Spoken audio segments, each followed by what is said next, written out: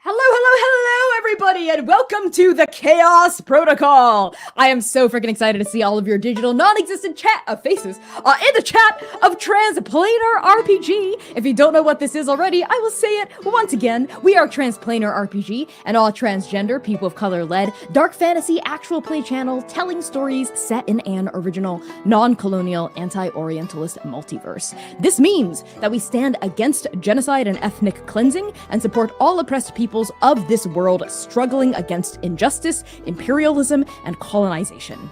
We must use our voices to build solidarity and fight for the worlds that we wish to see. So to that end, free Sudan, free DRC, free Palestine, free Venezuela, free Iran, and fuck US imperialism. As a channel created in Minneapolis, Minnesota, we stand in solidarity with our neighbors protesting in the streets. Abolish ICE until there is nothing left. Abolish the Imperial Project until there is nothing left. Free all oppressed peoples of this world. Thank you. Let's go. And thank you all so much for showing up to support our story. If you're watching this right now, you are witnessing the live recordings of Arc 4 episodes 19 and 20. Can you believe it? 19 and 20? What? We're like 12 podcast episodes out from the end. What the heck? We are currently co-streaming this on Twitch and YouTube at Transplanar RPG, and all of our VODs will be hosted on our YouTube channel for your viewing pleasure moving forward before being uploaded eventually to Vimeo and the Internet Archive. But first, please allow me to reintroduce my fantabulous, scrumpdumptuous cast for the evening, starting with our very special Arc 4 guest, Dare Hickman. Hi, they call me Miss Scrumptious, I guess. Hey there, my name is Dare, pronouns she, they, they, and it. I am glad and excited to be here and play Zinnia, in which I'm going to be completely normal and well-adjusted. And on that, I'm going to throw it over to Val. Hi everyone, I'm Valiant from Division. No! I assume his pronouns. You can find across the internet Valiant or also Spirit Bear. Please show that lovely treasure on it just so you want. Tonight I have the distinct pleasure of playing your Doom Boy, Sayer, who uses he and his pronouns. Oh no, what happened? Yeah, Val, your internet connection is not good. Yeah, maybe we pull back to the waiting room real fast just to fix this one last time. Okay, we'll be right back. Okay, yeah. Ugh.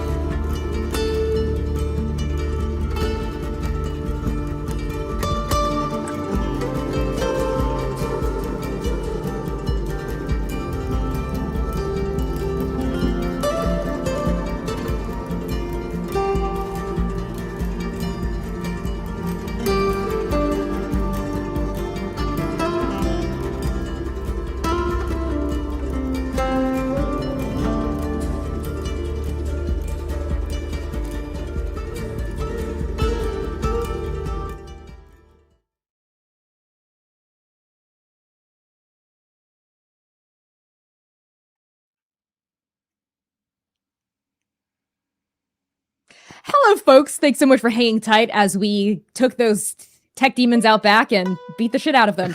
So we're back on introductions. Dare just introduced fair self. We're gonna pop things over to Val. Hi, I forgot the adjective that Connie used for me to continue the bit. So hi, I am Valiant Dorian. I use he, his pronouns. You can find me all across the internet at Valiant Dorian or Autism Spirit, but please enjoy that lovely treasure I just set you on.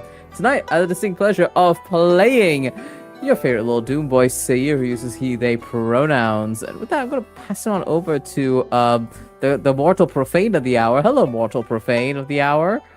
Hello, everyone. I'm Kai. I use he, they, and she pronouns. I'm doing great. I'm here to play Mr. Zen and Esh, who uses he, him pronouns. And he's not doing great, but we'll get to that. Sam? Hi, hello, everyone. I am not whatever Connie used earlier. I am the appetizer, entree, and dessert. Hi, Sam Star, she, they, and the occasional Fae pronouns. And I'm here playing everyone's favoriteest, bestest, completely well-adjusted baby girl, Lumira, who uses she, her pronouns. What's going on, boss? I'm pressing X to doubt on many of these intros. But hello, friends. To start off our announcements, a big and massive thank you to our two major sponsors for Arc 4, Hero Forge and the Working Families Party. Hero Forge is a website where you can design and print your very own custom miniatures, such as this one, Oblivion, that I feel like some of the cast members have been calling Livy recently. Oblivy. I do not approve this. Blivy. I do not approve this. I don't care. Horrible. Blivy, no. Absolutely not. Blivy. I'm vetoing that. Vetoing it.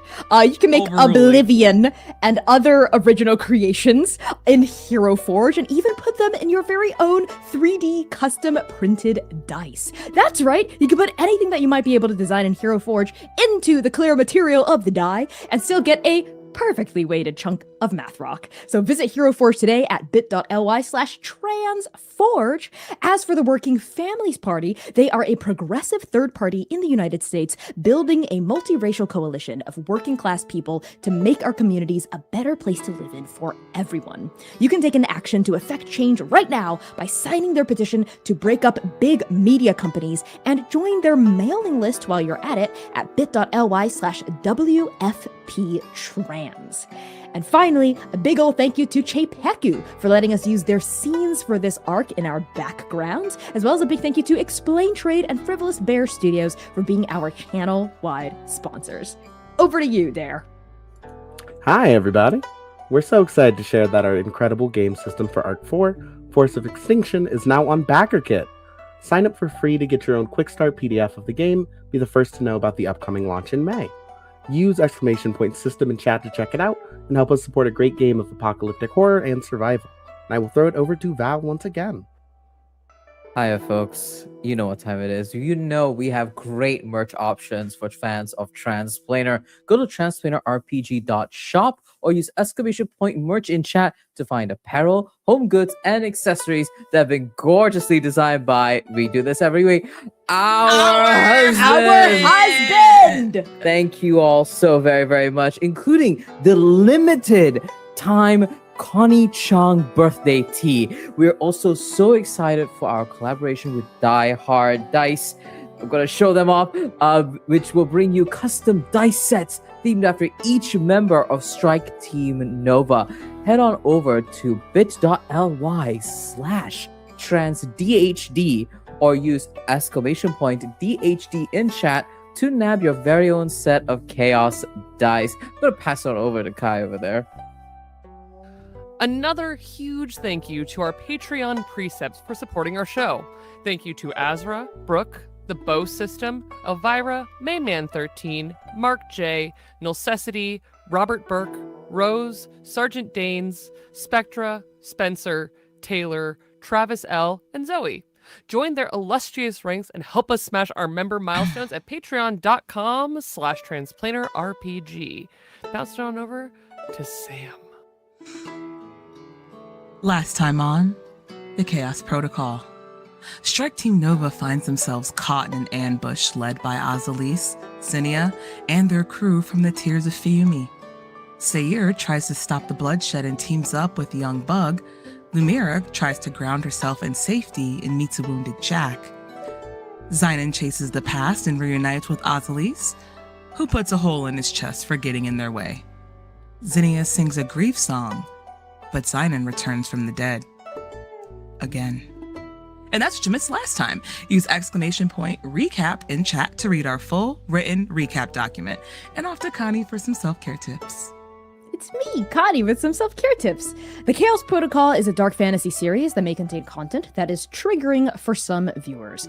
Content warnings for this session may include fantasy violence, blood, gore, guns as weaponry, shootouts, grief, complex relationships, survival and scarcity, environmental collapse, apocalypse, storms, tunnels, classism, youth in dangerous situations, and references to the loss of children and loved ones.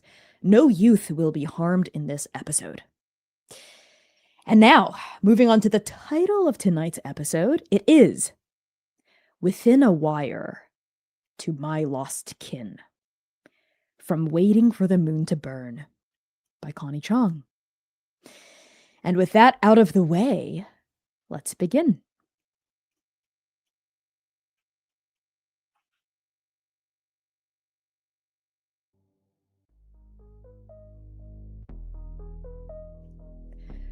The bad feeling in Amari Stovall's stomach began with the briefing. Mac was being his usual self, all smiles and confident and false bravado that everyone knew was an act, but it made him feel better, so they let him.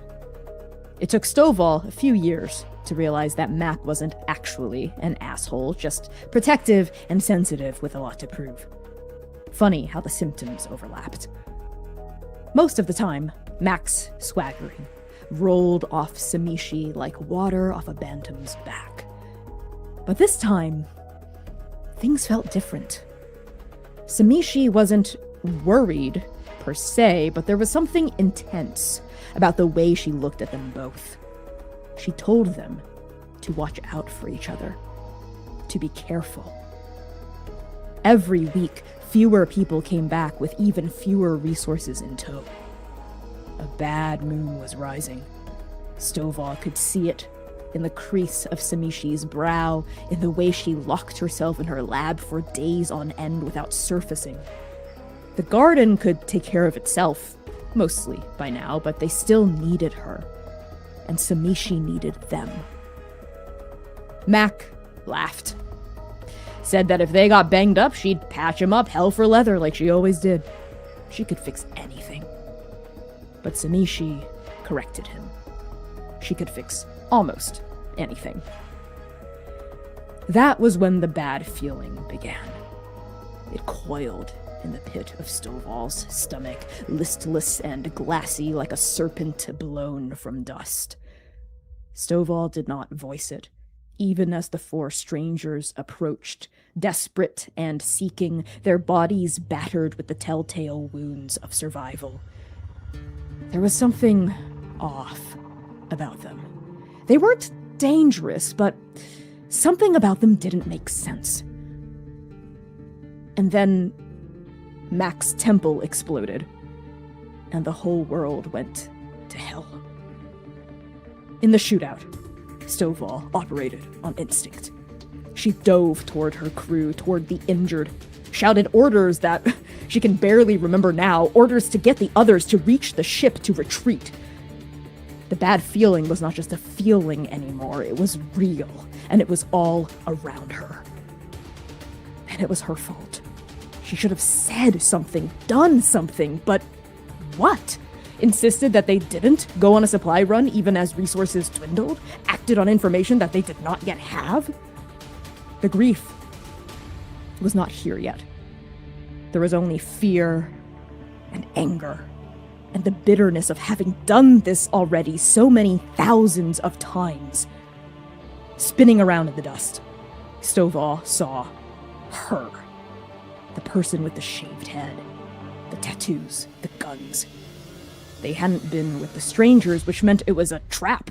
Maybe, probably, but Mac was dead and someone had pulled the trigger and someone needed to pay for it. Stovall raised their rifle. Charging out of the dust, the man. A sharp pain ripped across Stovall's hand, their rifle scattered. They recognized him, and the look on his face said, "I am not here to hurt you." It didn't make any sense. But then Stovall saw someone else in the dust. Over his shoulder, the silhouette of a stranger with a long, fluttering jacket cutting through the chaos like a shark scenting blood, heading for the ship. The ship. Shit. And so, Amari Stovall goes sprinting through the dust, even as bullets rip around her and people shout and the storm screams. She does not waver and she does not slow down. Amari trusts that the orders they gave will carry to the rest of their crew. They trust that Kajag did not leave the cockpit, that their pilot followed protocol and is waiting even now for the rest of them to board before getting the fuck out of here.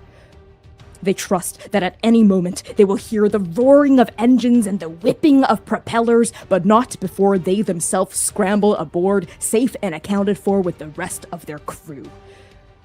And then they see it. The ship.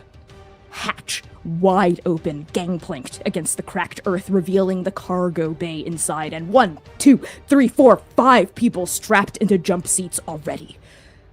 Relief floods Amari. But then, she sees a 6th person limping toward the hatch, dragging a 7th across the dust-soaked dirt. Amari recognizes the person being dragged, his beard, his crimson temple, and looks up into the silver eyes of the person dragging him.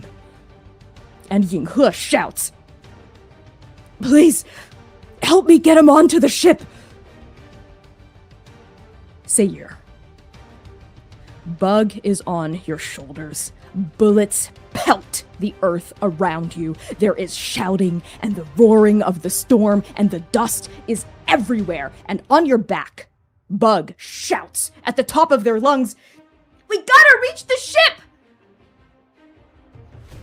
There is a moment before Bug yells this as they were traversing this crossfire of dust, where Sayir heard the sound of a shotgun resounding in the space of combat, and the first thing he does is duck onto his knees and covers Bug's head.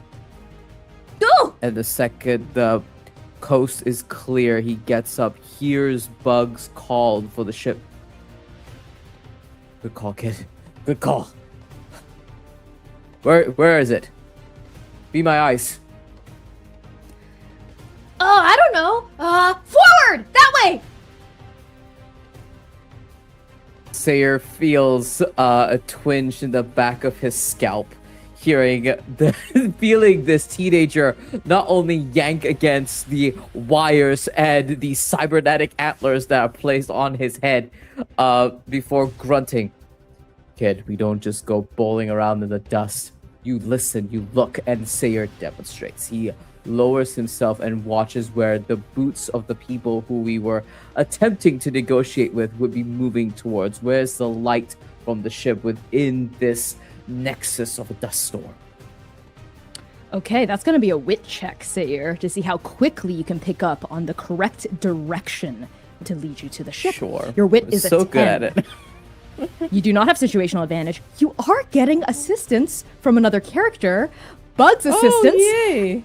As you say to Bug to take in its surroundings, take a beat to analyze everything that's going on, not just charge forward ignorantly, they take your advice in stride. You feel the tugging on your antlers subsist as they kind of crouch between your horns, their face framed between the cybernetic lights, and their eyes light up. They scan the dust, and you hear a sniffing noise as the kid on your back starts smelling very intently, sniffing in the dust in every direction like a hound dog, a bloodhound on top of you. Oh, wait, no, you're right, that way, over there, I'm pretty sure, there. So you get assistance from another character. Are you harnessing a relevant tool or power? Absolutely not. These tools are not going to help me find a ship in the dust storm. Would be That's nice true. if I had one. All right, That is let's going see, to be 2d20. 10 or lower, that's what we're looking for. I did get 110, but I got one natural 20, and that was deeply unfortunate. Okay, thank goodness Bug was here. A 10. Thank you, Bug. You meet it, you beat it, but barely. That means you are able to find the ship, but not any faster than usual or any slower than usual. So with Bug on top of you, kind of like leaning down, directing where to go. To the left over here. Oh, wait, no, to the right, Definitely to the right. Okay. Oh, wait over there. Okay, I just think I watch see the something big in atlas. the dust. Okay. You know, Nose Mama doesn't complain when I pull on her horn. Well, Nose Mama? Who's Nose Mama? Duck! And Sayer, like, ducks and, like, holds onto this child and ducks with them. As you see someone just kind of come out of the dust swinging something at you, and they miss the top of your body, so they go, like, spiraling offward with the momentum of their swing back into the dust behind you. Not trying to hurt anyone. I'm not your enemy. And Sayer's going to dart towards the ship, and as he's watching this child, this teenager, navigate through the dust storm with their sense of smell being the beacon that helps them find this ship, Sayer can't help but be impressed. His eyebrow raises as he looks up from his peripheral vision at this teenager and says, "Got some potential, kid. What's your name?" Bug! What's your name? Sayer. All right, stick with me. And then he's going to like duck and weave and move towards the ship. As you do, Bug lets out a kind of a whoop on your back as you duck and weave through the chaos, through the bullets, through the bedlam. And Bug goes, "I think we're getting close. I can smell it. Engine grease, metal, something artificial and big. Look, there it is!" And sure enough, you see kind of rising up out of the dust to greet you the massive silhouette of the cargo transport ship. It's there, and you can start to hear in the air around you a humming. It sounds like the engines are coming on. The propellers of its wings aren't quite moving yet, but it is beginning to like thrum, even though it's not lifting up off of the ground. And you see that the cargo hatch is open, flapped downward, forming a kind of gangplank against the top of the isthmus. And you can see right through the center of the body to see a cargo bay. You see several people strapped into jump seats, and most importantly, you see Yinghe. She is halfway on the ship, halfway off of it, and is dragging an unmoving body onto the ship, and she's being helped on the other end by Stovall. You recognize her. That no one else? Where's the rest of Nova? And I think that's when Sayer like turns around, like notices the rest of Stovall's crew like either slowly piling into the ship and like providing space for Yinghe to be able to have that time to bring this wounded person onto the ship. And Sayer's looking through the dust storm to see where's Lumira, where's Zynon. You see no sign of Lumira or Zynon, but as soon as you kind of run into visual recognition of Yinghe, as though sensing you, they lift their eyes, and those silver irises go wide, and they shout, "Sayer, thank goodness you're here!" And Bug shouts, "We did it! That ship is ours!" What? No, what are you talking about? What? What is that kid talking about? And this is Stovall, who kind of lifts her head from where she's lifting up Mac's unmoving torso and cuts like a glare in your direction and then recognizes you. It's you.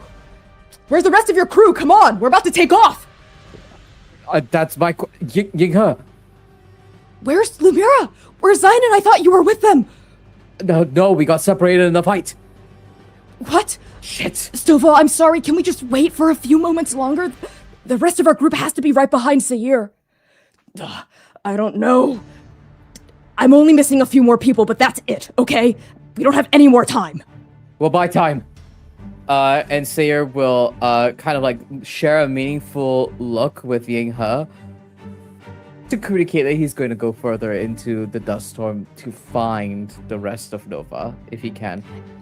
As you start to try to move away from the ship, there's a sharp yank on your horns as Bug goes, "Wait, no, what are you doing, Sayer? That's our ship, we gotta take it!" What are you talking about? What do you mean, take the ship? That's why we're here! Sayer, what's that kid talking about? Bang! There's a shotgun blast, and it's close. Lumira, Bug, get down! hunched behind rocks, your face splattered with blood that is not your own, you sink yourself into the familiar work of patching up someone's wound. What is the finishing touch that you put on Jack's injury? Lumira is making light work of stitching up this wound. It's gritty, it's grimy, it's nasty, but it's combat. This is her lane. This she can handle. So as she finishes up the last of the stitch, you see her like bite to tear the end of it and tie it really tightly, pulling out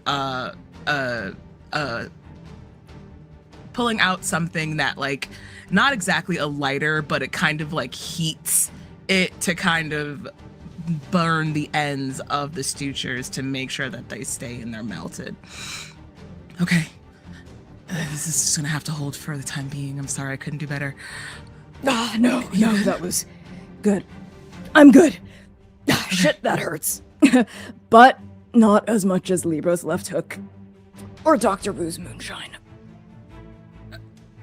I'm gonna take your word for that. And Lumira kind of is finishing up, like checking over, trying to wipe the wound clean. As both you and Jack take a moment to like look down at your wound, you sense something from behind you, kind of like the hairs on the nape of her neck stand up, and you see Jack's face as she's facing you look up with an expression of shock, surprise, her eyes widen, and just as she's reaching for the crossbow that she'd like left by her hip to let you tend to her, you feel a shadow fall over you as a person emerges from the dust. You recognize this person as one of many people who are helping to mine the rocks and collect water from the stones nearby. She just kind of lurches into view, and there's a moment as she looks just as surprised to see you and Jack as you and Jack look to see her. But then this person recognizes you. You see her face, like realization, and then pain and anger, and she shouts, You tricked us! And she reaches for a blaster at her hip, starts to point it at you. Her finger twitches around the trigger, and then, fast as lightning, a crossbow bolt lodges into this person's arm, and she, in pain, and drops the gun. Jack spits onto the ground. Go! Get out of here before I get your head next! Fuck! And this person runs away. What the fuck? You okay? I'm fine. I should be asking you that. What is happening? Okay. And it takes her a solid second. For her, it feels like a few seconds, but in real time, it's really as fast as anyone can blink. Where she sits in and whips her head around in every direction, her eyes quickly glazing over everything that is happening, what's going on around her. We need to get out of here. Shit. I agree. This place isn't safe. Okay. We have to find the rest of my team. I know. Right, you were with Sears people, weren't are- you? Yeah. Seer. I guess. And then both of you hear bang! A second shotgun blast, similar to the one that had drawn that other person away from your hiding spot initially, but this time it sounds much closer, louder. And Jack's eyes go wide again. Damn. Ozzo's having a bad day. Lumira's eyes widen. I think they take up most of her face in shock and recognition. Us. And she knows immediately. The last time Sinan ran into one of his partners, he was punched. If this is Ozzel, this is probably them. And Lumira scrambles up. I don't even think she realizes it. And she's like, pop, pop, and runs. What? in. Hey! Damn. And Jack grabs her crossbow and kind of limps after you into the dust. As the two of you vanish into the oncoming storm and the chaos of it all, we pan across whipping, screaming gales of wind to find Zynon.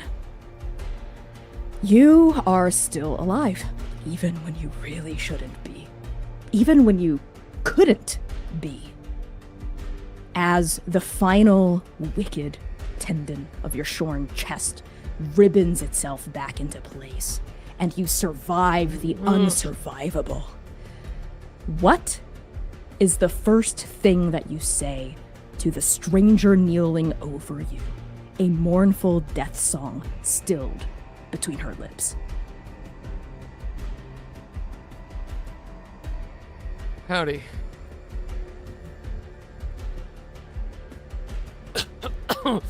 And as he coughs, a small bit of, yes, blood, which should be there, but also gold, comes out of his mouth and dribbles down the side of his face, covered in dust, covered in tears, cracked in molten metal. And Zinnia looking up at you with two different colored eyes. You see Zynon's eyes slowly come into focus, the slits refining into fine, sharp lines as he looks up at basically the bright sky above. Wow.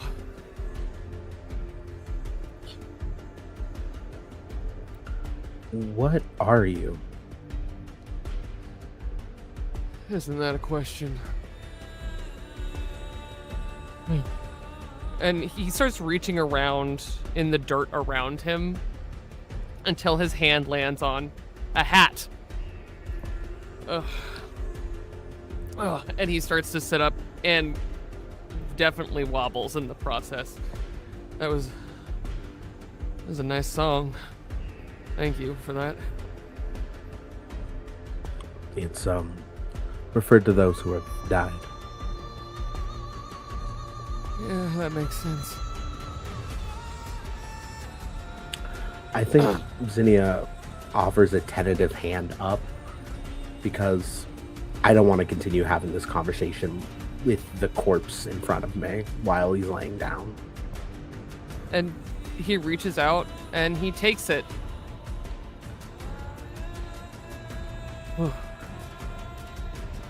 And he holds on pretty firmly. Not like a corpse. In fact, not even like someone who just took a blast to the torso that they happened to survive. He's a little shaky, but he could probably get up on his own in a moment. I need to ask before you go any further. Why did Ozzel shoot you? Oh. And he goes a little still for a moment as it all kind of comes running back. I didn't move. They said to move. You're lucky enough to make that mistake a second time. Yeah. And then he starts looking for someone around, looking for the source of that shotgun blast, as he absently starts to also dust his hat off from all the dust that is on it. Zinnia, you have seen many people die. Countless, really, at this point. This is the first and only person you've ever seen not. He should have. He could have. couldn't have survived that. That blast, at that range, you saw it happen. You saw his chest blow wide. You saw it knit back together. Impossibly. The death song you had shared, no one living has ever received it. Anyone that's ever heard it has taken it with them to the end, to the place beyond death. What sour, bitter feeling rises in you at the same time as this corpse of a man rises on feet and hands that do not need your steadying? I think bewilderment was the initial feeling, sort of the disarming howdy that like immediately caused them to not know what to make of this. And as it settles, as it sits, as she feels that this hand is still living and not some weird just corpse that was thrown through the dust or something, it starts to sour. This is somebody who is still alive and shouldn't be. And with the amount of people that Zinnia has personally either seen die or actively killed, there is no reason why this man in front of her is breathing. That's exactly right. These feelings burble and rise within you, and there's another thing rising in you as well, something you haven't felt in over a decade, as this man dusts his hat off, scans the area looking around. Zynon.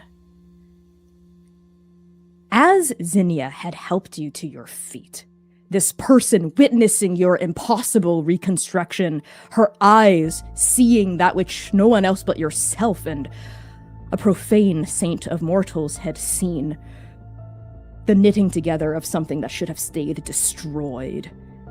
What emotions rise through you toward Zinnia? Especially as that final melody of the grief song still between her lips echoes in your ears. Zynon only recently learned what it was like to grieve with others, really. It has taken a lifetime of learning to understand more than just a quiet, somber burial. And so to hear someone mourn, to grieve, even if it is a song put in with procedure and practice, Zinnia still sang it. And it echoes around inside of Zynon, this braid of immortality, of oblivion, of divine magic that is now veining up his chest. And this flawed mortality inside of him, it rings through all of these things. And it makes him almost feel like he's really home for a minute. He can't quite place why, but Zinnia's song is like sing a lullaby that he's craved for an unknown amount of time. And even though he has complicated feelings starting to rise inside of him, maybe from the shotgun blast itself in the middle of his chest, about Azalis, about this situation, there is peace granted even if he is not a restful ghost yet. Zinnia, the other thing rising inside you, you realize what it is now. Just an echo. A ghost of a life you had left behind, of a feeling that had surrounded you so immensely you didn't realize that it had been there until you were gone from it. Something like fate. Something like destiny. There's a sick feeling of it rising in you looking at this man. Something about him just feels familiar. And the way Azel had looked at him, not with any care, but with recognition. And the way they had examined his corpse to make sure it would stay down before they left. You and Azo had never opened yourselves to each other in any traditional way, but there are things you know about each other that the rest of the Tears do not. Unspoken similarities, unspoken griefs, traumas, and wounds that you share. And this man looks like a wound. Do you pursue this line of thought, or do you let him be in this moment? I need to know more. I think she looks at him and asks, "What's your name?" I'm Xananesh. You are? Ozalise knows you. They sure do. And Xanan narrows his eyes. He knows when someone isn't answering a question, but they were just very nice to him. And there's a gunfight going on, so he knows to not push in this moment. Zinnia, how does Zainan's name sink into your flesh? You know this name. Azo has only said it to you once, but it has stuck with you. There is so much rattling around, as in, who is this, and why would Ozil kill him? In the conversation this was had many, many years ago, it was comparing. Not much was said besides names, but those were names of people we mourned, people we lost, people who were gone from us. Why is he here? And why did they kill him? It just won't stop rattling. And what isn't Ozil telling me either? Yes, because you had shared names with them as well. Names that you had buried with no bodies but only weapons under a radio tower that you had left behind in the past. If any of those names had presented themselves to you in this moment, taken a blast from you and survived that,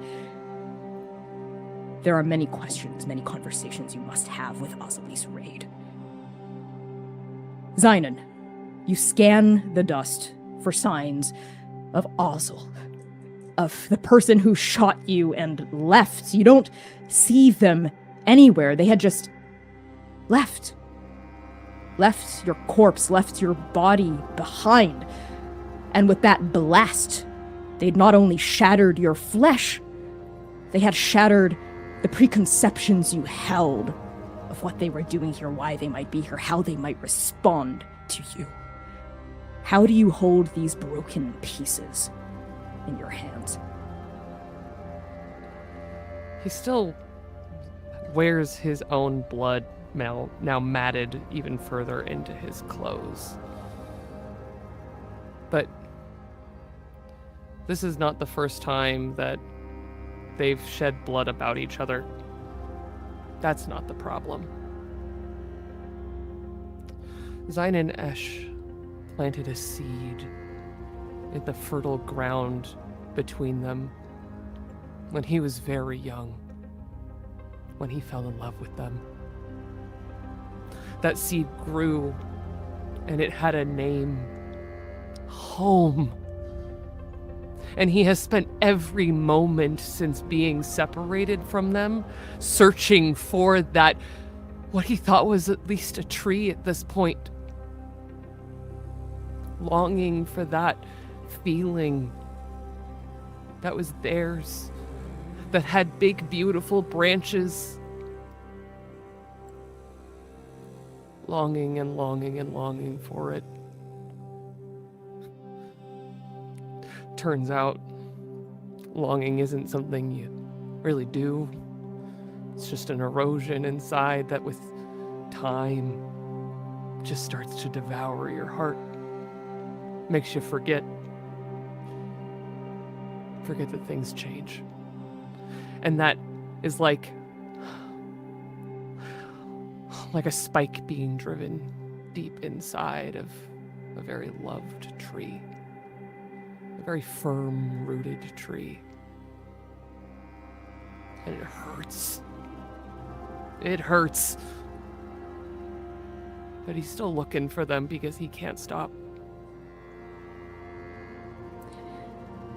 It is not Ozalise Raid that comes out of the dust next and finds you, but someone else that you love. Lumira, you are running through the dust. You are following the noise of the shotgun blast. What is the one singular emotion that pumps through your veins as you think of Zayden and the state you might find him in? I don't think it's really... It's an emotion, right? It's fear. It's terror. She keeps thinking consistently over and over and over again that time and time and time again, she has always been too late. Which is odd because for someone with her abilities, time should always be on her side. But Singh and Sayir and Yinghe, she can't keep herself from thinking that this could be another time where she is too late. And she's terrified of what she might run into. So when she sees Simon standing there,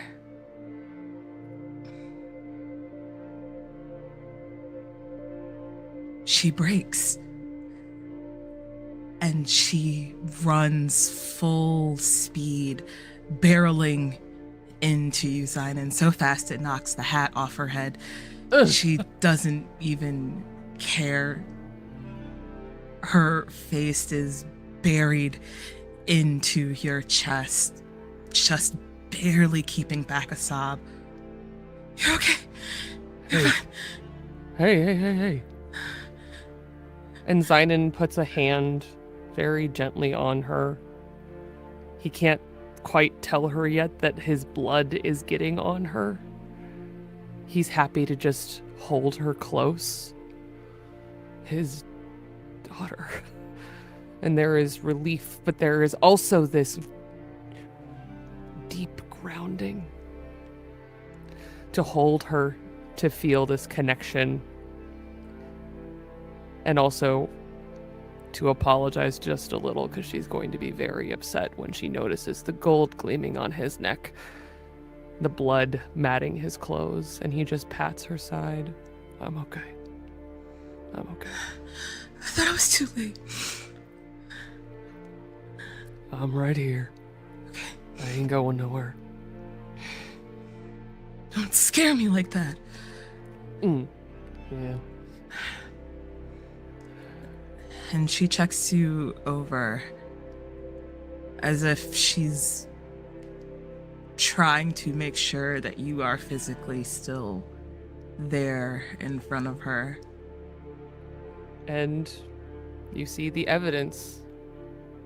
The thing that the profanity inside of him knit back together.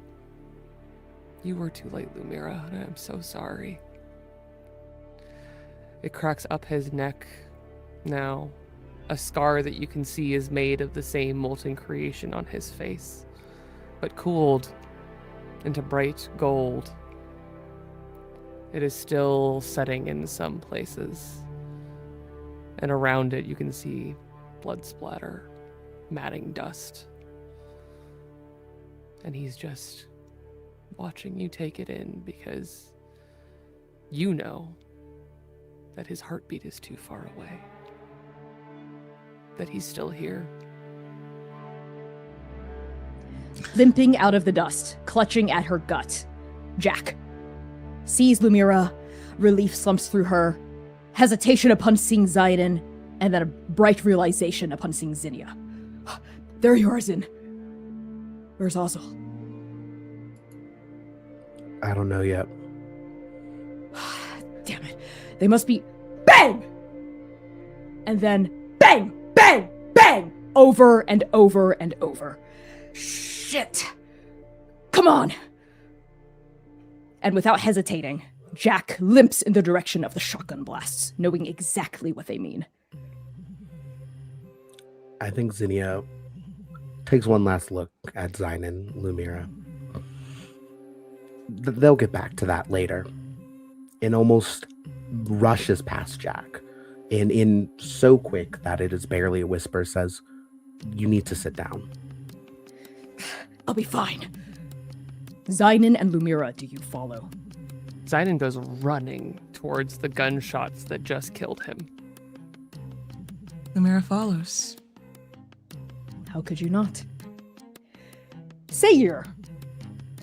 That loud shotgun blast had been very close to the ship. But even scanning the dust, there had been no evidence of who had fired it. Still, not a good sign. And halfway in the ship, halfway out of the ship, Stovall pins you and Yinghe with a steady, intense look. Damn it. Listen, you two, it's now or never. Are you coming or not? We don't have time to wait for your friends. As Sayre heard that first shotgun blast and ducking and covering Bug's head against the nape of his neck, he yells out to everyone in the vicinity, anyone in the vicinity, "Get down!" And hearing the echoing of that death ringing, the threat of death ringing in this dust storm, Thayer slowly gets up and meets Stovall's eyes there. Warning. He can't leave. Yinghe can't leave, and I think Thayer looks over to Yinghe. Bug still against his shoulder. I'll go without them. You've got a death wish or something? Storm's coming in. I highly recommend that even if you can't save your friends, the two of you should... Bang!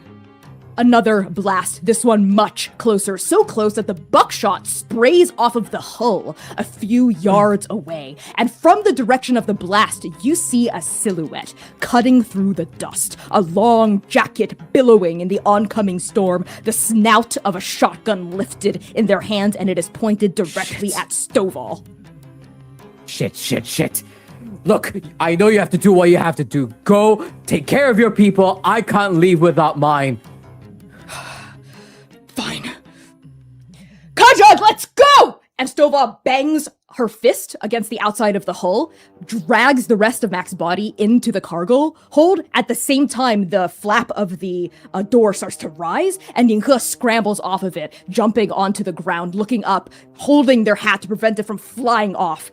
At the same time, the engine starts to rev, the propellers start to spin, and the ship starts to lift up off of the ground.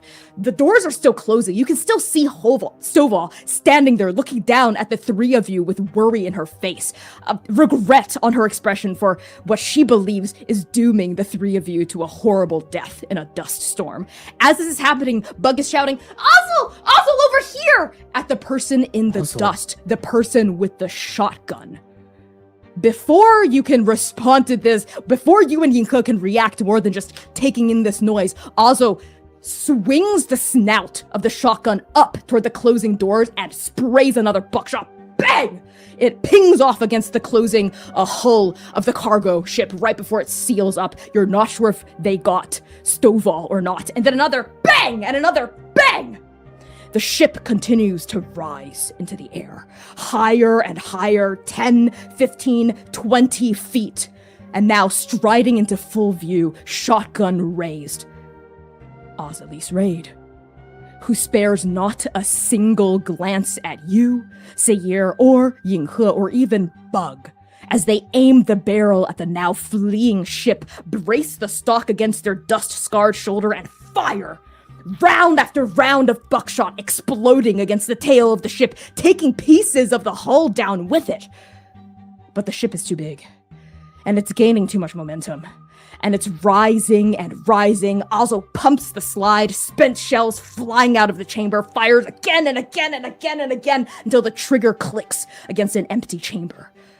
And even as the ship lifts 100 feet into the air, veering toward the northern horizon, also methodically loads new shells with the cold violence of a living revenant, snaps the barrel back into place, aims, fires into the empty air again and again and again at the vanishing ship, at the mission that they failed, at the looming black hole in the darkening sky, the size of a broken heart.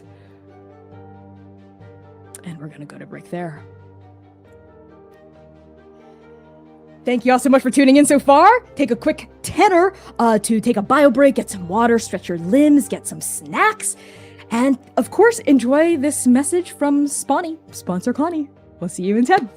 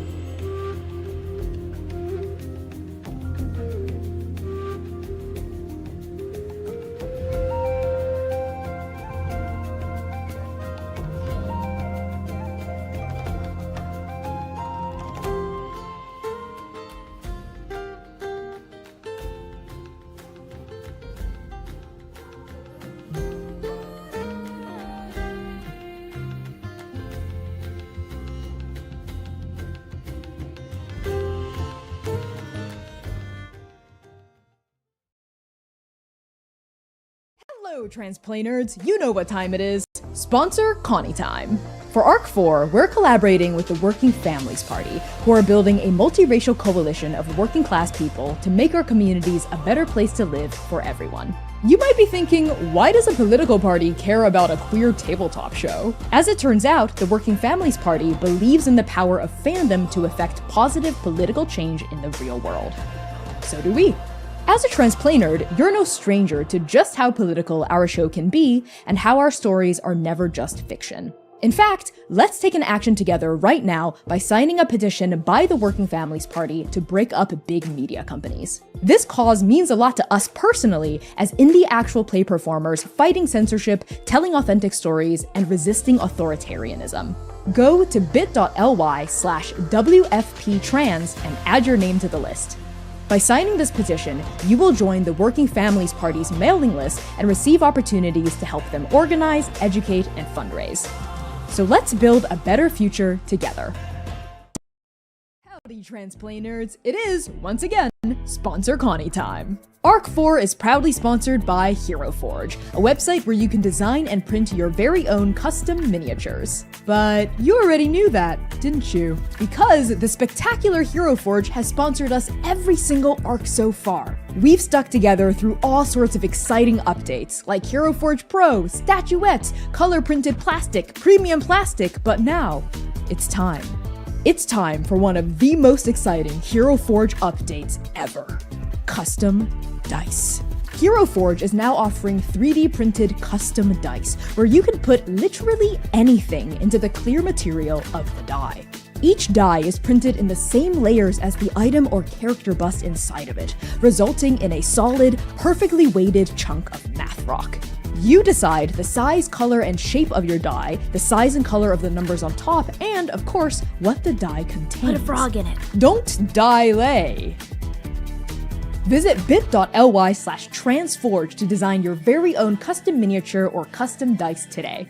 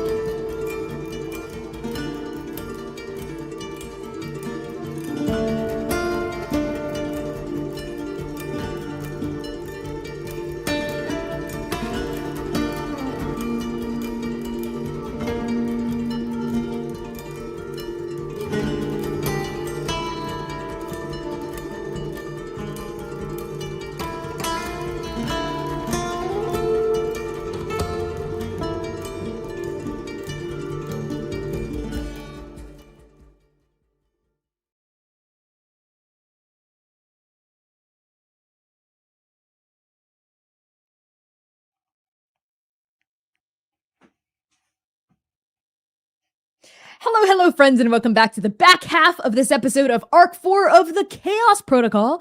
Before we hop right back into things, a reminder of content warnings for this session. The Chaos Protocol is a dark fantasy series that deals with content that may be triggering for some viewers. Content warnings for this stream may include fantasy violence, blood, gore, guns as weaponry, shootouts, grief, complex relationships, survival and scarcity, environmental collapse, apocalypse, storms, tunnels, classism, youth in dangerous situations, and references to the loss of children and loved ones. No youth will be harmed in this episode. To get a look at these content warnings at any time, type !CW in the Twitch chat. If you are in the YouTube live, our incredible mods, will be reposting these content warnings in the chat pretty frequently, so you can just check chat to stay abreast of what's happening. Okay. And with that out of the way, let's get right back into the session.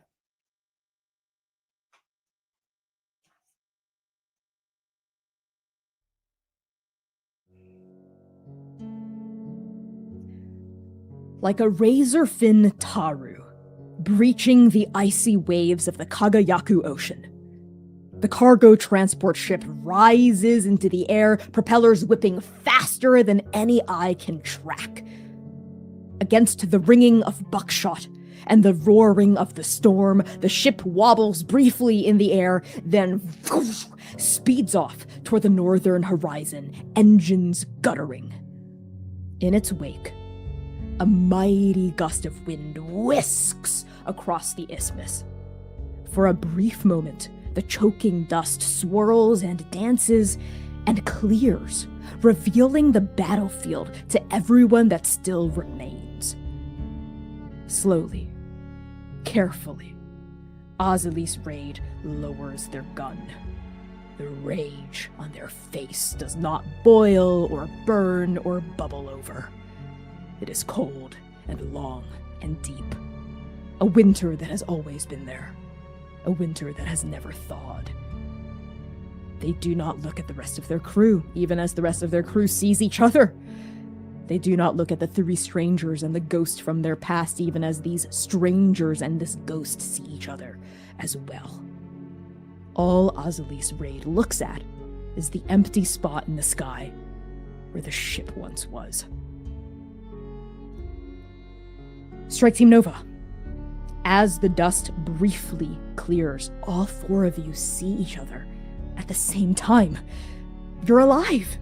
You're okay. How do you reunite?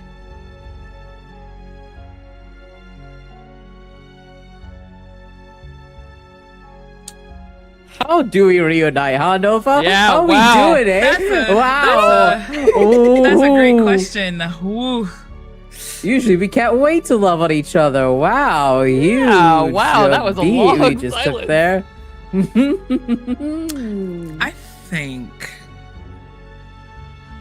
think Lumira's taking in everything. She had Zynon tight, almost gripping for dear life in her hands before she really kind of looks at you, takes note of the gold that's spiraling up your neck. I have a question, Zynon. Do you feel any colder?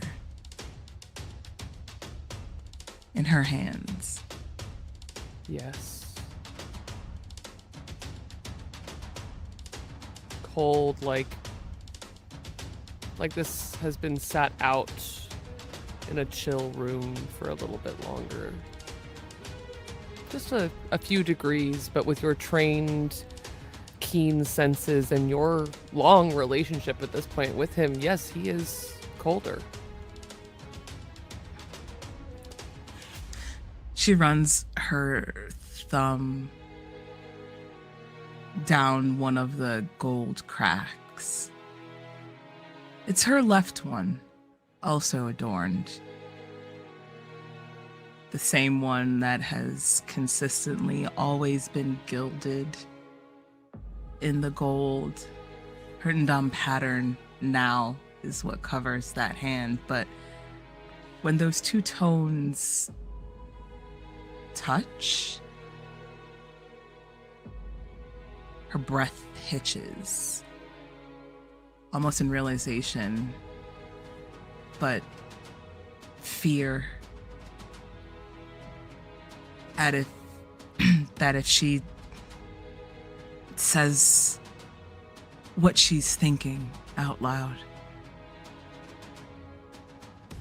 it'll be real. And more than it being real,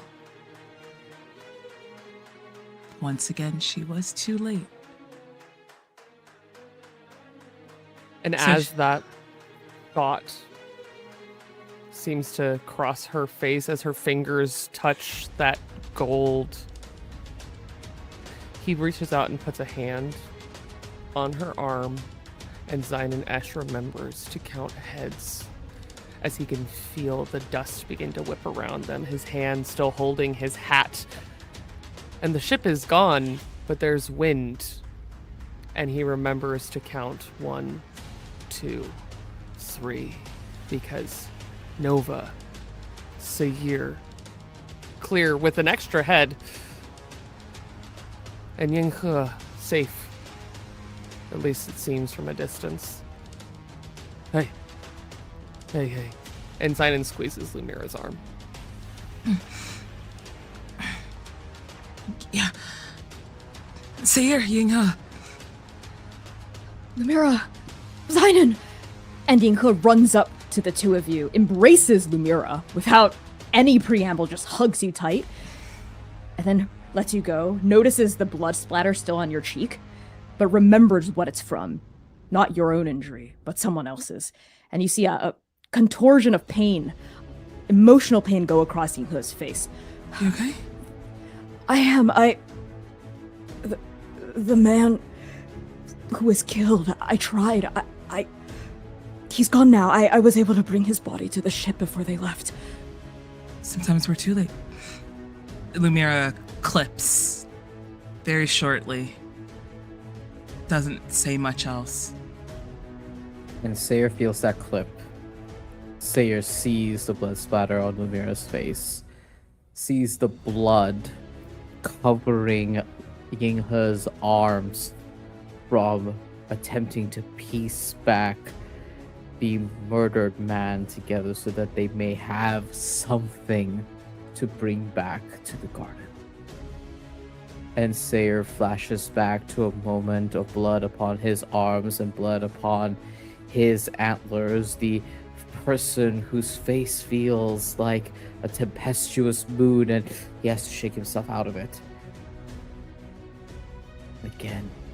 And he wants to fall on that sword again. There was a moment where, as they reunited, all Sayer wanted to do with Yinghe is hold an arm out, pricklingly, menacingly, at the view of this person with the shotgun, but then remembers his place about his own violence, and he doesn't, and instead focuses on Nova. There's a small hesitation as guilt eats him out for a moment, but it seeds back as he pushes away. It is not helpful. And as Seer finds this place of patience, Zion keeps counting heads. Because now Azali's raid stands clear as day, and he can see them with his own eyes. Ozil is not the only extra body in this space, Zion. Zinnia. As Nova reunites, your group does the same. Saral comes out of the dust, looking shaken and ruffled, but unharmed, as she approaches Jack, immediately fretting over Tada wound in Tada gut.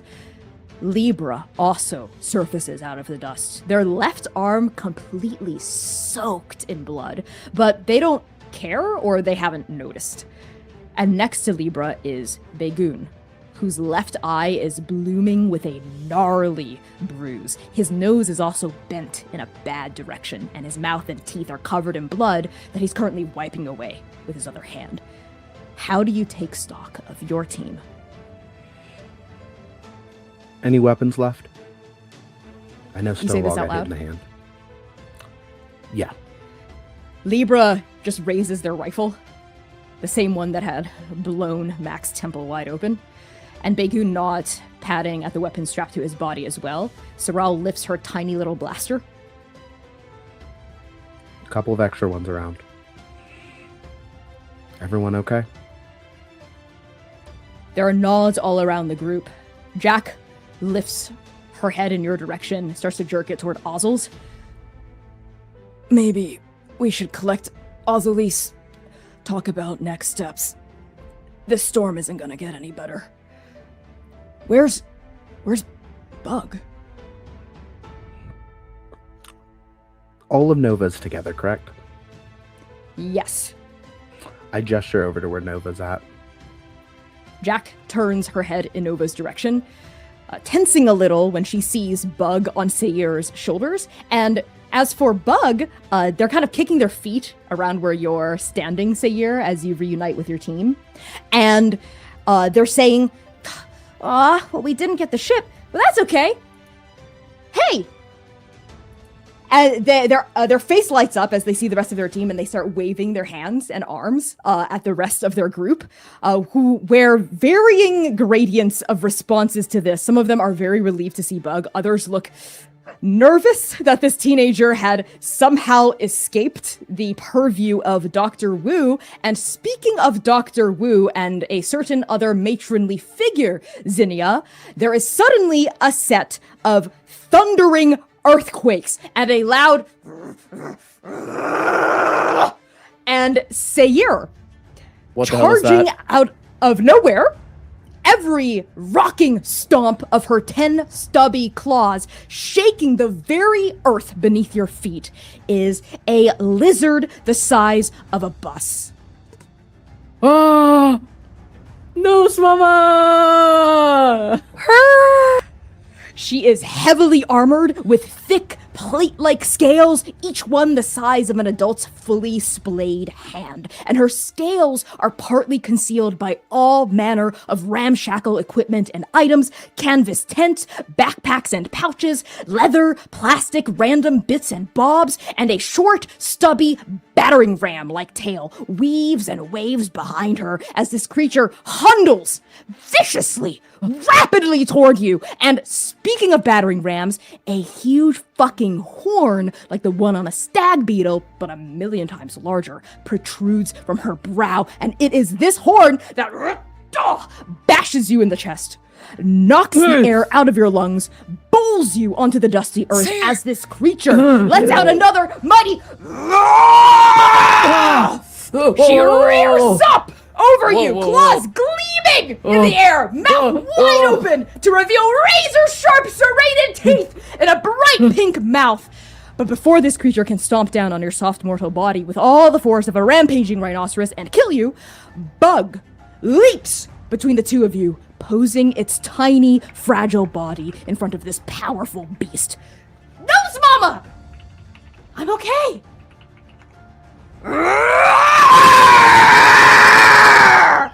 Don't hurt him! Don't hurt him! They helped me! They're not a threat, okay?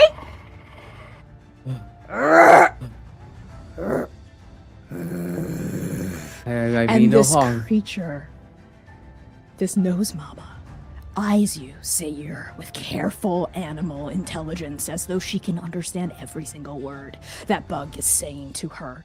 And she slowly lowers her front claws onto the earth and retreats, her pink tongue flicking in and out of her mouth. And then, completely disinterested in you, Nose Mama turns to Bug and gives him a big old lick up the arm and face. And Bug giggles and clings to Nose Mama's horn, even as the storm howls around them, and they're lifted up off of the ground by the horn rearing upward. Nova, how did each of you react to Nose Mama, and which one of you helps Sayir to his feet? Zidon dove out of the way very quickly. He is now laying on the ground, again, covered in more dust, because that's a giant creature running at them. It sure is. Lumira? Lumira is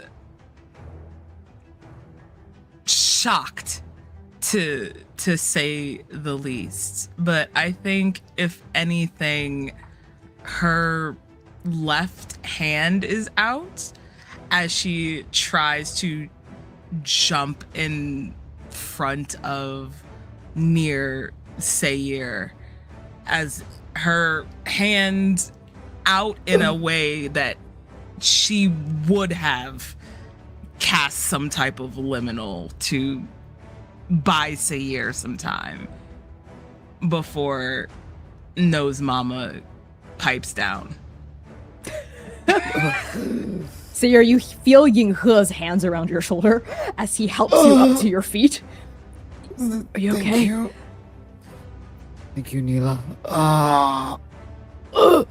Like, the wind is knocked out of Sayir. I imagine this bulldozing happened right into his diaphragm, so he's having a hard time catching his breath in the moment. It feels like shots of electricity ringing throughout his body, and they kind of like lean against Yinghe for a moment and breathe through it. And Sayir's reaction to Nose Mama is twofold.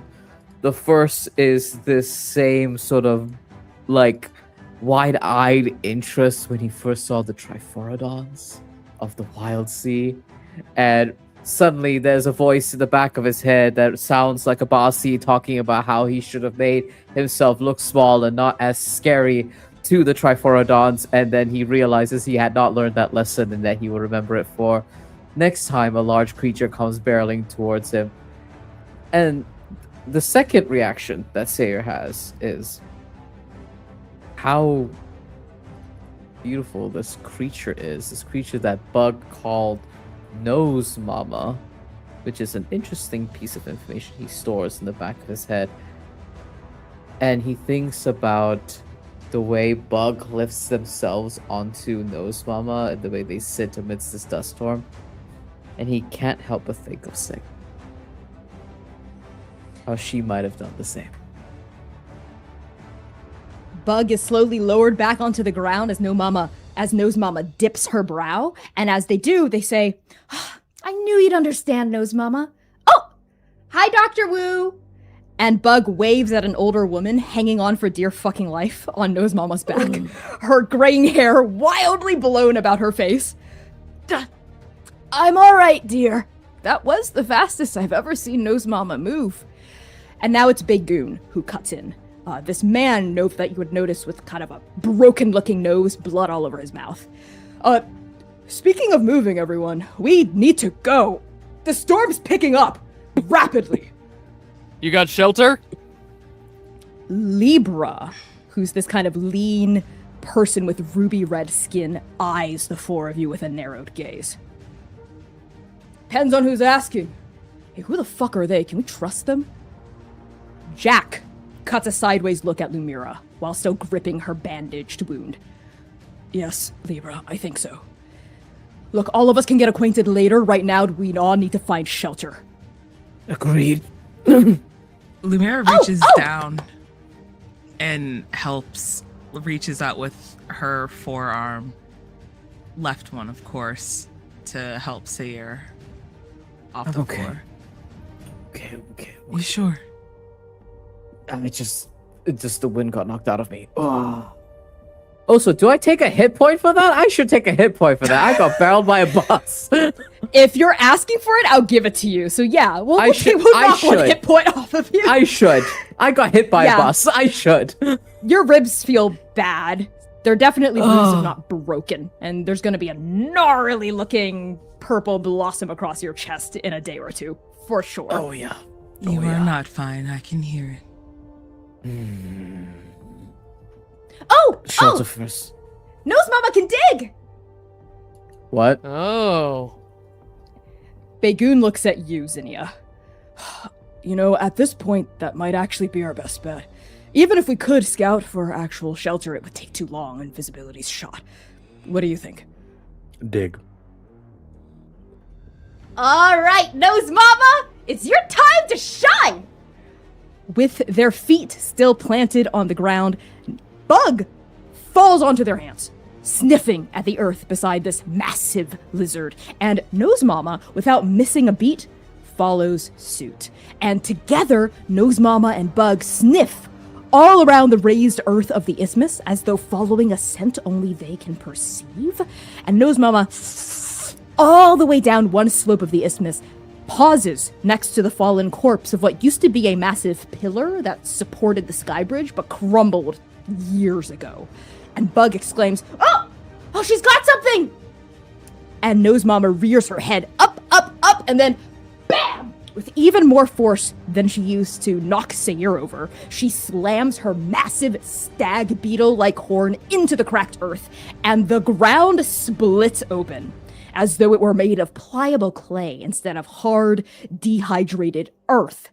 And using that horn like a shovel / a drill, all 10 of her claws furiously pawing into the earth, Nose Mama excavates a massive hole within seconds. And she's still going. She's burrowing, burrow, so forcefully and so quickly that her little bobbed tail still soon trembles out of sight deep into the tunnel. And at the entrance of this tunnel, Bug turns to the rest of you with a big grin on its face. Nose Mama can dig through anything. Come on! And they turn and vanish into the tunnel.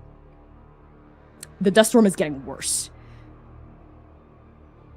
I'm going to All right, the hole Nova. with the kid. Let's start with Sayir. Sayer sees that, like, is stunned. I like to imagine that because I feel like both Lumira and Sayer have the same look, like watching this happen. And just like shrugs and goes, "I'm going to the hole with the kid, I guess." And then he's going to hop into the hole and like bring out his climbing gear just in case we need the rope or the grappling hook for anything. I don't know what's underneath Kiseki.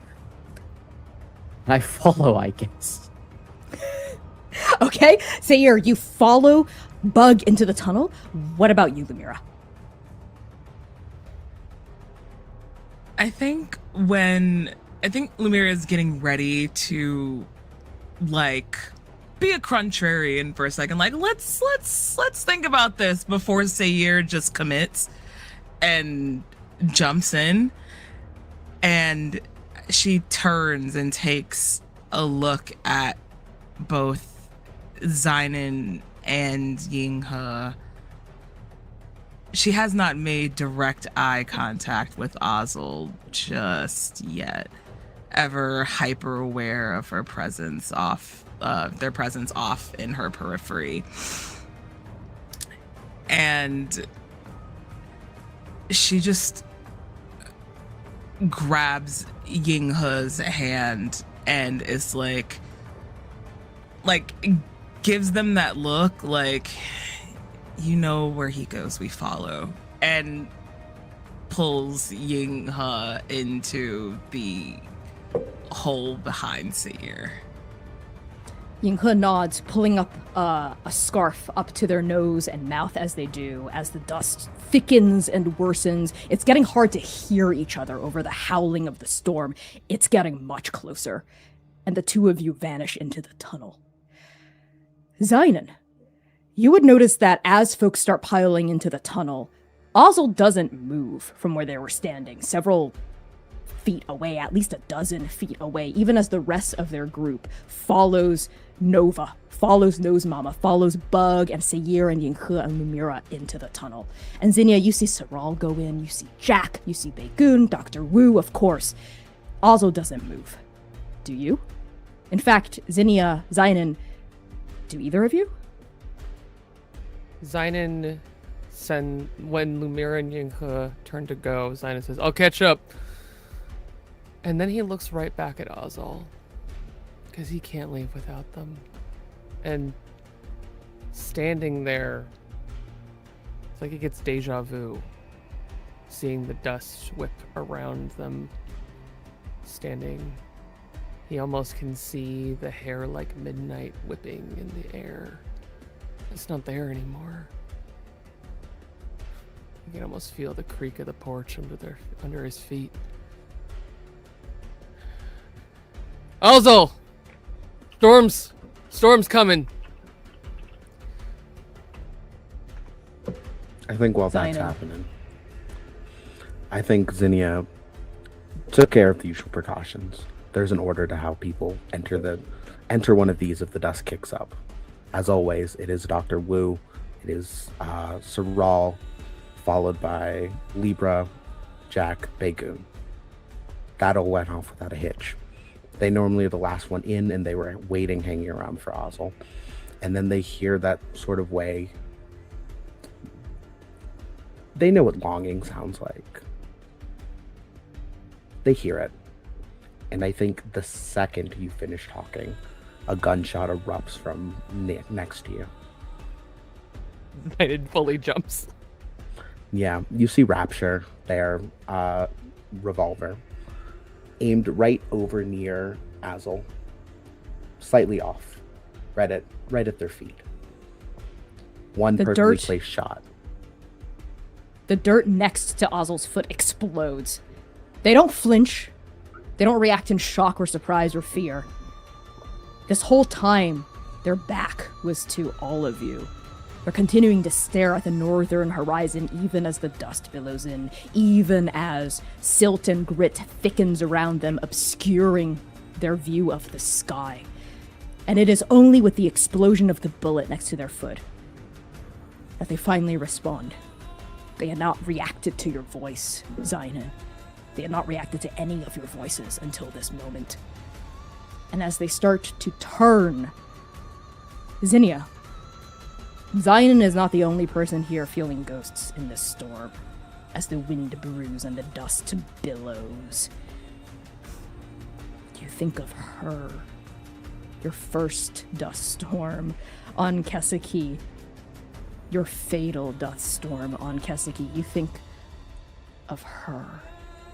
What of Cherry's spirit calls to you? This happens every dust storm.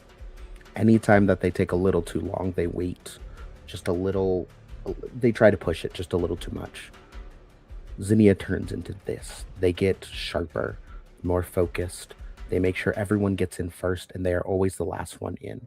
Even when Ozzel does stuff like this, and this is not the first time. And I think that steadfast determination to make sure everyone else lives is what part of Cherry still resides in Zinnia's soul. Zynon, as Ozzel finally turns around, you see Ozzel in the dust right now, and you also see Ozzel in the dust back at the steading, coming home to you as your boots creak on a dust-eaten porch. You see a jacket billowing in the wind, weapon in their hand, food as well, in blood-stained palms. You weren't the only one who ventured out into the dust to secure what you needed to secure for your survival, for the survival of your loved ones, your family. And you see Ozzel now, person in the dust, looking at you, the hair missing, one eye eaten away by the apocalypse. And there is a seed of this person in the Ozzel that returned to you at the steading. A seed of annihilation that has always loomed inside of them, loomed on the periphery of your memories from the moment you saw them again here on the Isthmus.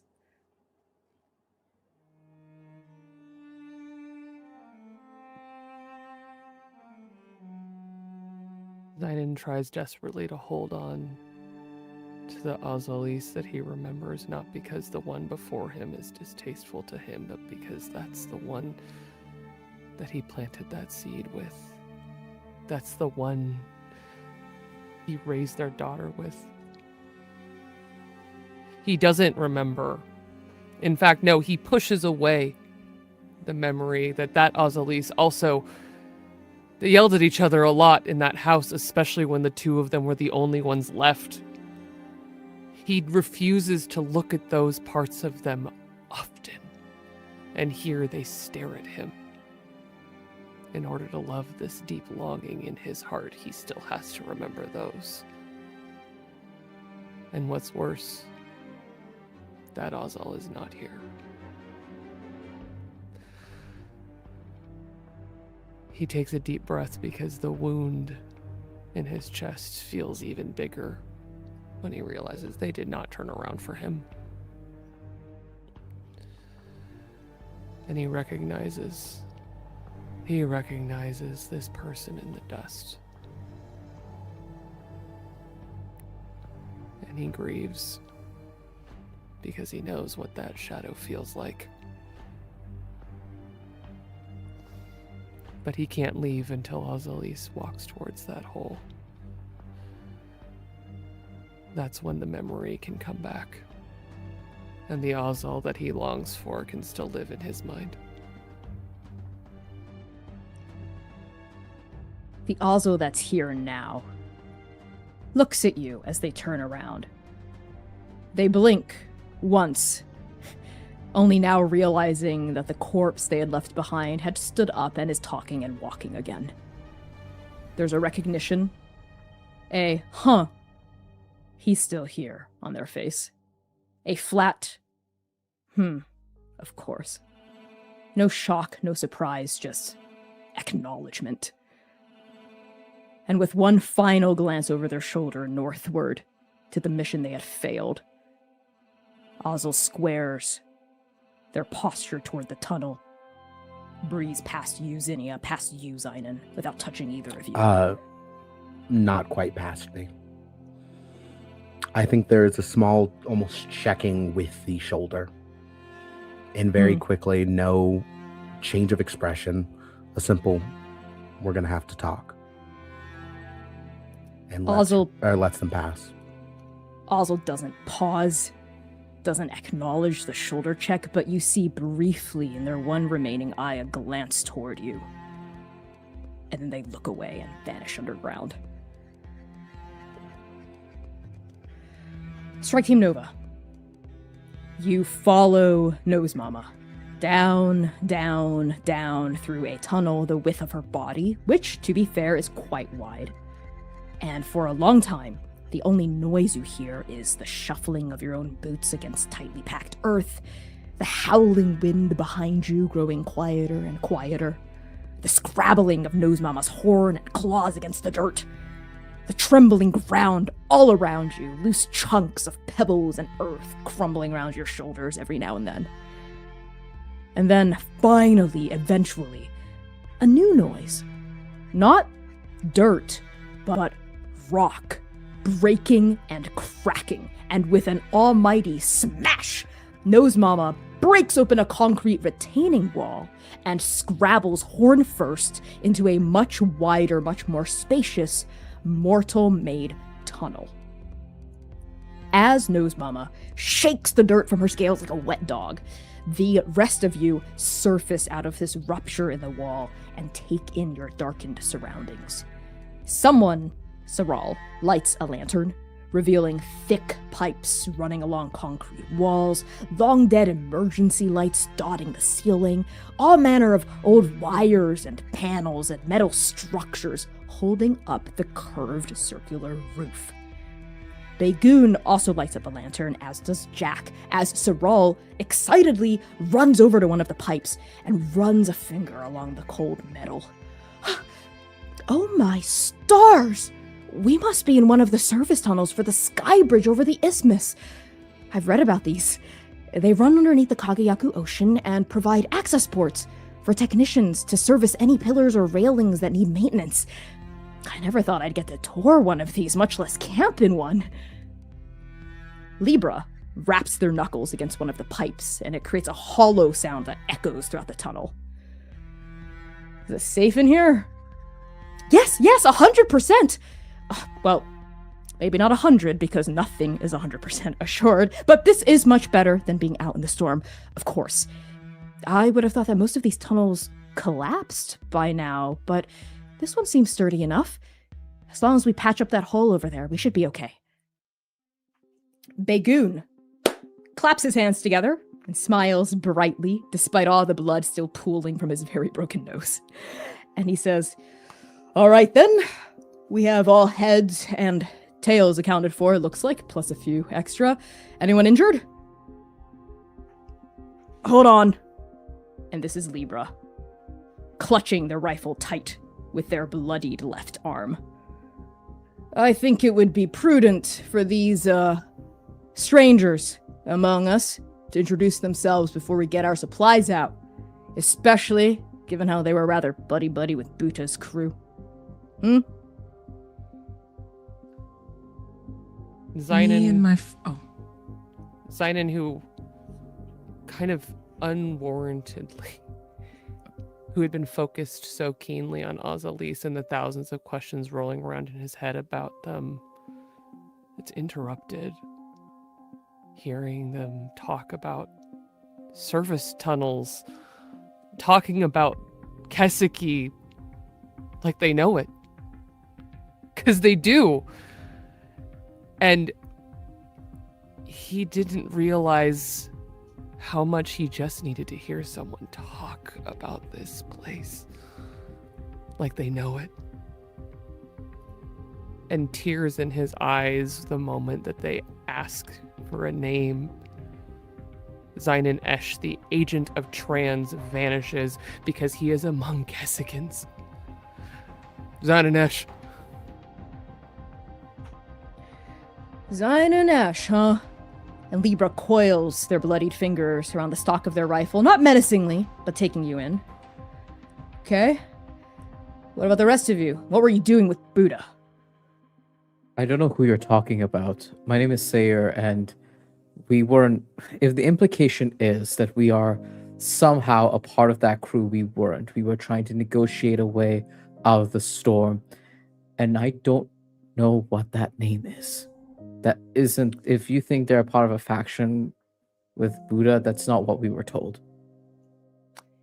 Zynon, you recognize the name Buddha. He is the planetary lord of Kesiki, perhaps the most well-known person on your planet. And at Sayer saying, I've never heard that name before, I don't know who this person is, you notice that everyone else in this tunnel pauses at that. They look at Sayer like he's grown another head. And Libra goes, who's Buta? What, do you live under a rock? And Bug go, you lived under a rock like me? Not all of us are from here. And Zynon shoots Sayer a look. Like, no, none of this. Sayer shrugs at Zynon. We weren't given any information from Zynon about Kaseki. Right? I would know better to not speak if I had any information about this. And I think that, like, Sayer, like, looks at you quizzically. How could he have known? And he just, like, shrugs and just says, yeah, I'm not necessarily from here. I'm just trying to survive, but I'm just... A lot happened just now, and I just wanted to clear the assumption that we were a part of, or working with, or aligned with any particular faction. Slow nods around the group, and you notice Begoon. When you had said, we're not from here, he kind of straightened his shoulders, this large man with the bloodied nose and mouth, and says, oh, not from here, then what planet are you from?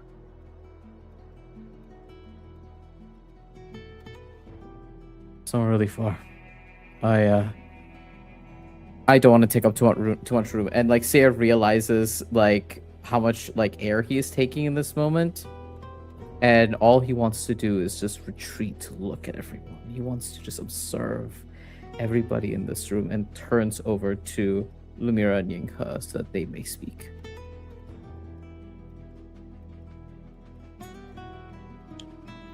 Where are you from?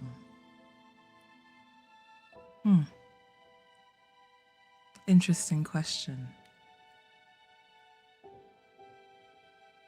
Lumira watches, ever observant as she continuously is, but that question strikes her, shocks her still.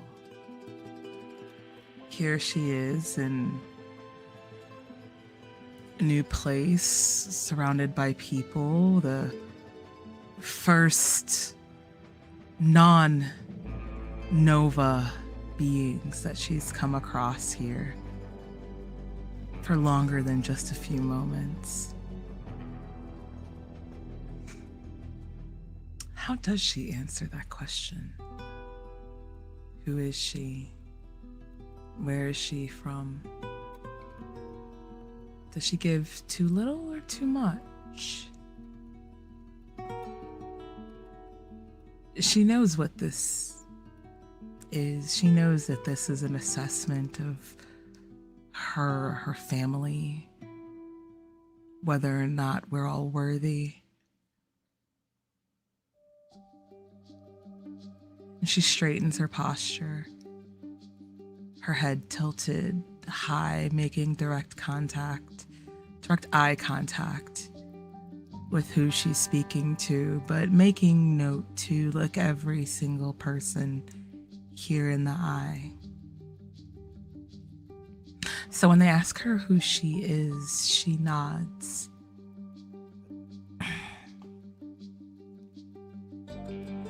Truth, right? Truth. Lumira. Asinyo bio Shuparan. From a place that's lost to time. You should probably tilt your head up.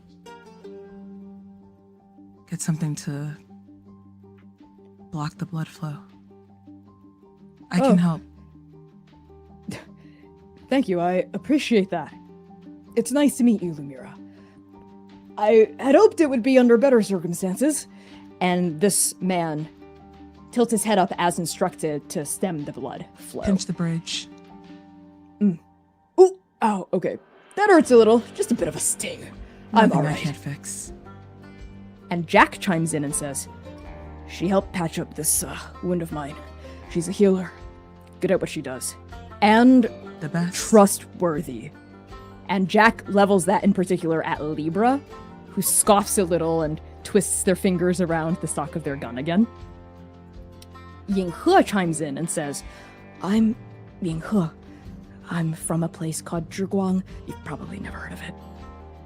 And there are looks around the group. Everyone actually looks at Saral, who's this like small, fat person with glasses, for confirmation. And Saral goes, Zhiguang? No, actually, I don't believe any of us have ever heard of it. But it's nice to meet you, Yinghe. I'm Saral, and Saral looks up at Baegoon, who glances over at Zinnia. And Baegoon says, Zinnia, what do you think? Should we tell them? Zinnia glances over at Ozzel to see if Ozzel says anything. This whole time, Ozzel had been leaning against one of the concrete walls, arms crossed, not looking at any of you. And as you glance over at them, they glance at you with a completely unreadable expression and a slight shrug of the shoulder. They could care less. There's a deep sigh and like just a sharp inhale. How long have y'all been on planet? Couple weeks. Why? Came here looking for them. And Zidon looks at Azali's raid. And Eyes we go where he widen. goes. Eyebrows raise at that. Everyone in the group looks at Ozzel. Ozzel gives nothing in response.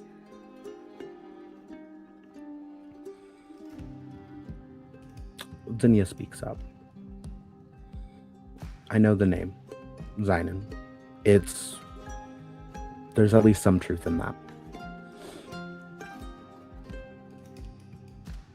Jack We nods can talk. slowly. Okay then. I see. And you see a pause there as you admit that as you reveal that you knew the name Zynon. This is new information to everyone else in the group, including Jack. And Yinghe speaks up in this moment, hands shaking slightly, covered in Mac's blood. And Yinghe says, "Wait, hold on. How do we know we can trust all of you? Why did you attack them?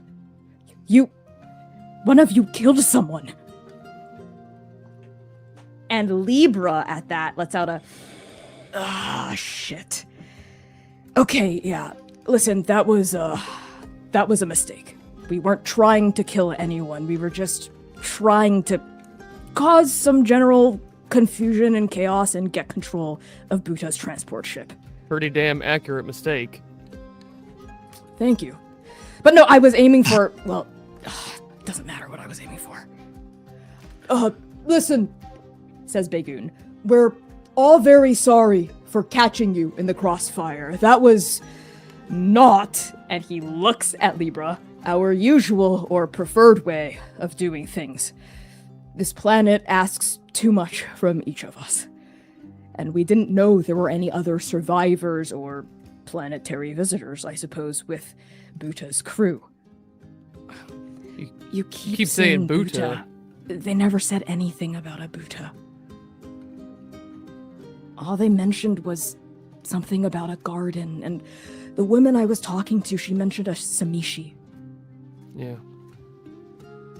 At the name Samishi, everyone in this group, except Bug and Nose Mama, reacts with surprise, confusion, shock even. Zinnia, how does the name Samishi sit with you? It's a name that has been, I think, on the wall of the plans for Tears of Fuyumi for a while. It is not the highest priority. Buddha is who we're about.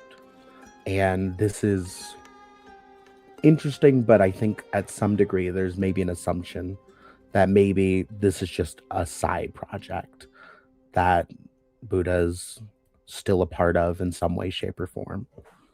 And it's Saral who voices the shock of the group at large. Samishi? And she glances at you, Zinnia, then Bagoon, then Jack, then back at Nova. That doesn't make any sense. Are you sure they said Samishi? Yeah. Yeah. Positive. Bagoon gives an uneasy look. Samishi Erebor is Buta's wife. Truth be told, we don't know too much about her beyond the fact that she's married to Buta.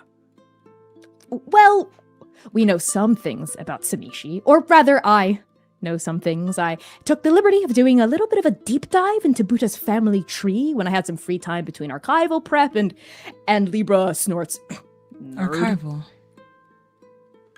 Yes, I am the resident researcher of the group, and I know for a fact that Samishi Erebor, née Kibo, is from a family of merchants, much like myself, and she married Buta after he was given reign of Kesaki as a gesture of goodwill.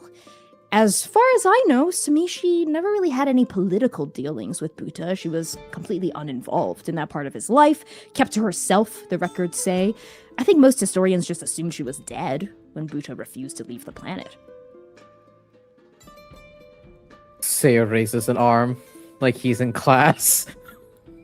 And Dr. Wu, the older woman, points at you and in a very professor-like way says, "Yes, dear."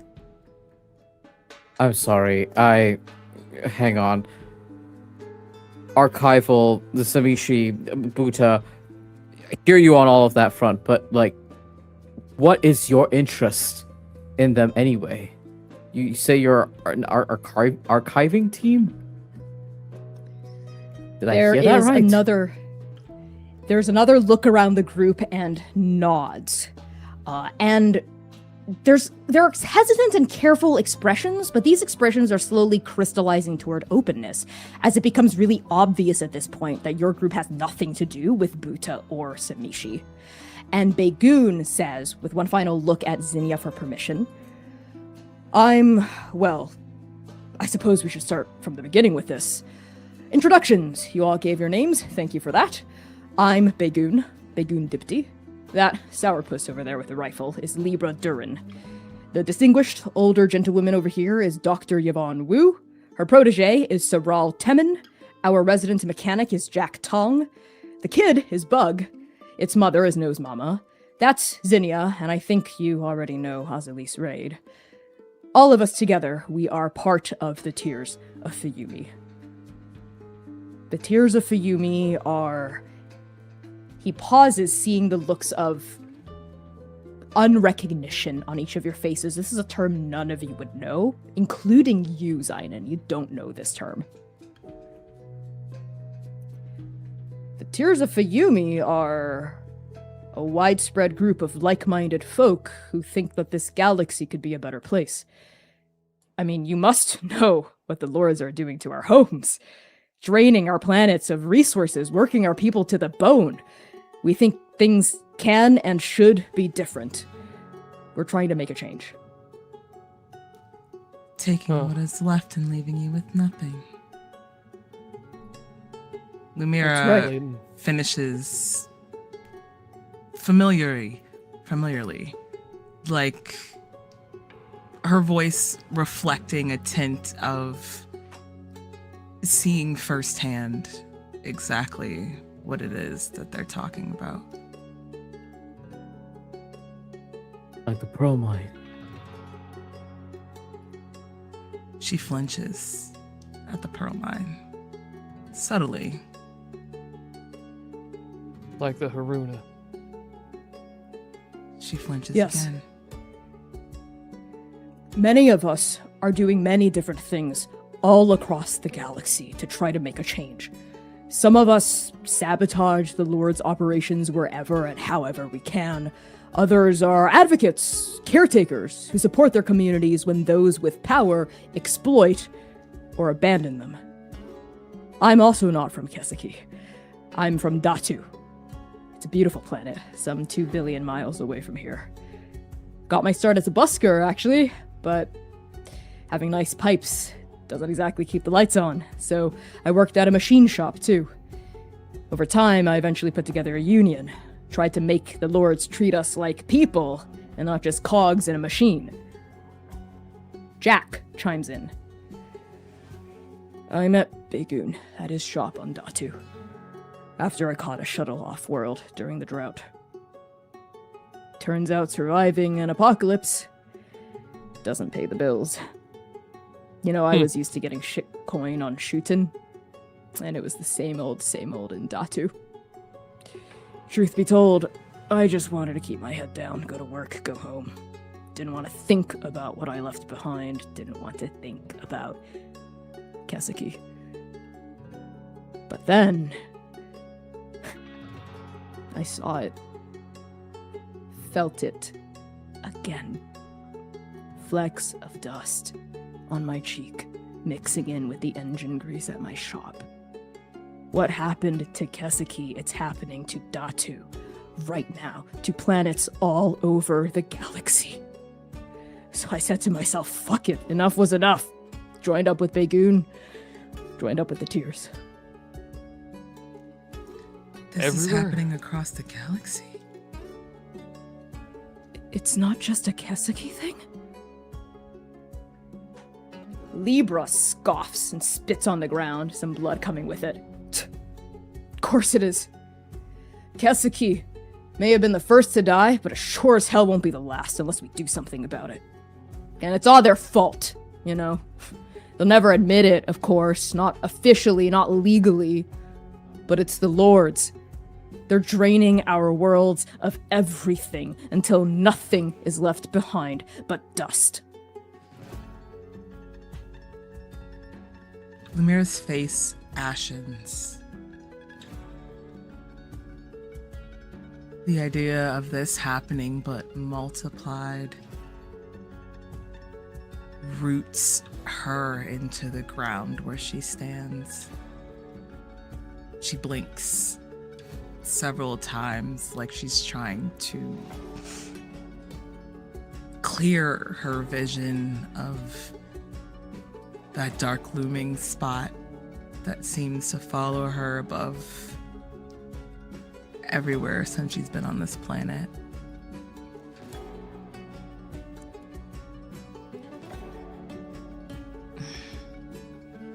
Everywhere.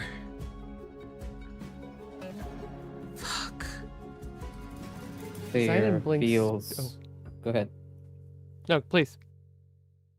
Sayer feels his hand going towards the radio and feeling against the grooves of that radio and remembering the strange sense of this being wrong. This sort of strange, looming feeling of doom, but not like this.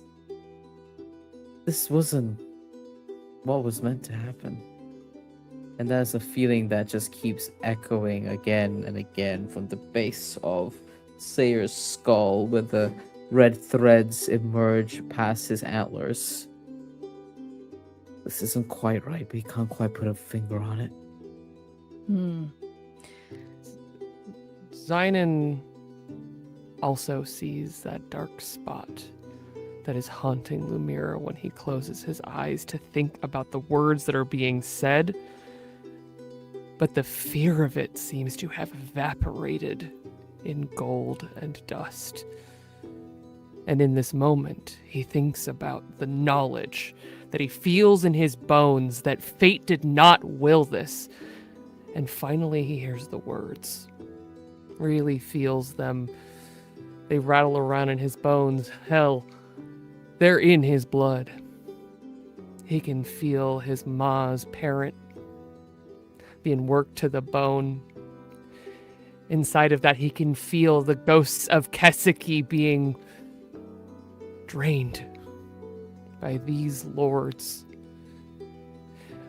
And Kesiki weeps for it inside, and he can feel that this is not just one of those things. There is another. It is choices. It's choices that got us here. And as he stops looking at Azali's raid for a moment, looks to Bagoon, to the tears before him, he understands what brought them all here. And he just nods along, because this is the best meeting of lone survivors he has ever been to. Dr. Wu lifts her head, small smile on her face tinged with deep, deep sadness, and she shares with you all. Before the dust, I was a professor of natural history at Mokuge University. I studied the drought before it was called the drought. There were, and have always been clear causes for this phenomenon.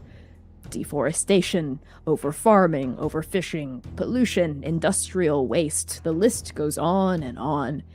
I would know, I wrote it. But perhaps the most damning was the extraction.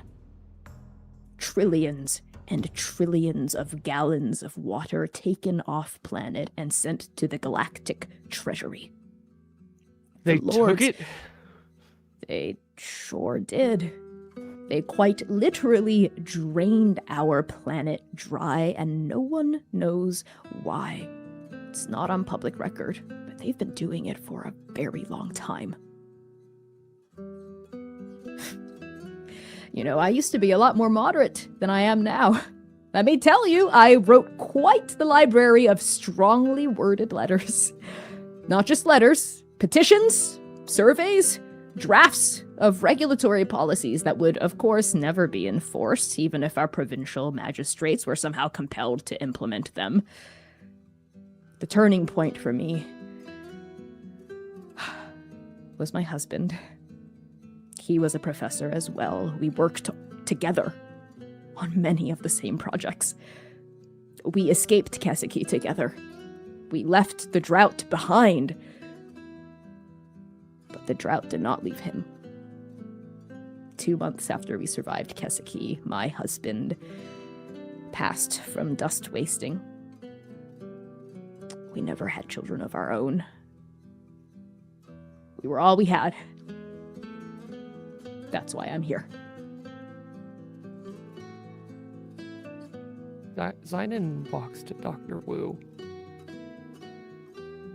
and just stands a little closer. I'm sorry. You're not the one who did it. It's the lords who should be sorry. Sure. But also, it's a hell of a weight to carry. I appreciate that, dearie. And she squeezes your hand, giving you that sad but genuine smile. You know, the one thing that's gotten me through all of this has been everyone here. I don't know how I would have managed if I didn't find the tears. If the tears didn't find me. They needed someone of my expertise for this mission, after all. And I needed my protege to come along with me.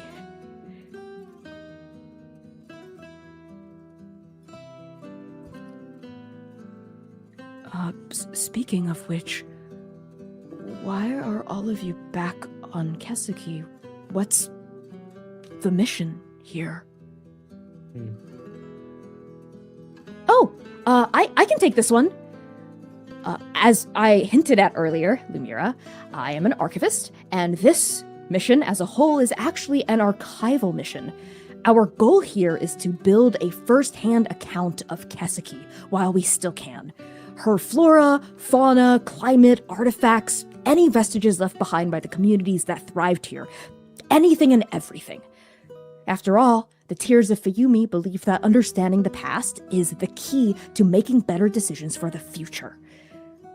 Even so, this mission was something of a hard sell to Tears leadership, even though one of the co-founders of the Tears came up with the idea in the first place.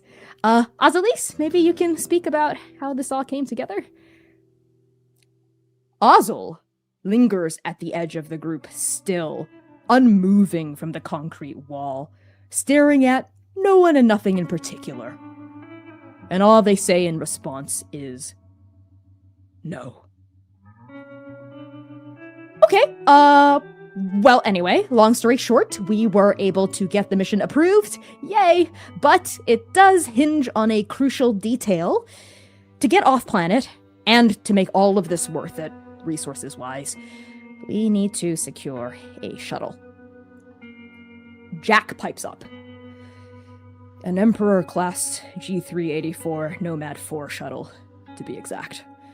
There are only 39 of these shuttles that have ever been made in the galaxy. Zuma Corp produces them. If the Tears can get our hands on one of these, there's no telling what we can do. And all records research indicates that one exists on Keseki. Yes, and the one that does exist belongs, of course, to the planetary lord, Buta Erebor. Ergo, why we're here.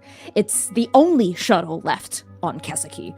Every other seaworthy ship left the planet years ago. But Buta never did. No one really knows why, because, you know, as far as all of us knew, he was something of a blowhard. Doesn't really make sense for him to have stuck around, but he did. There are no signs or records or logs of him leaving Keseki ever, and as far as we know, the Nomad 4 is still here, on planet, in Buta's possession. And his wife's possession, I guess. Those people with the cargo ship, we thought they were Buta's underlings. Okay, but apparently they're Samishi's underlings too. I'm not sure about that. I helped some of them get back onto the ship, and they just seemed like people to me. Survivors. That's right.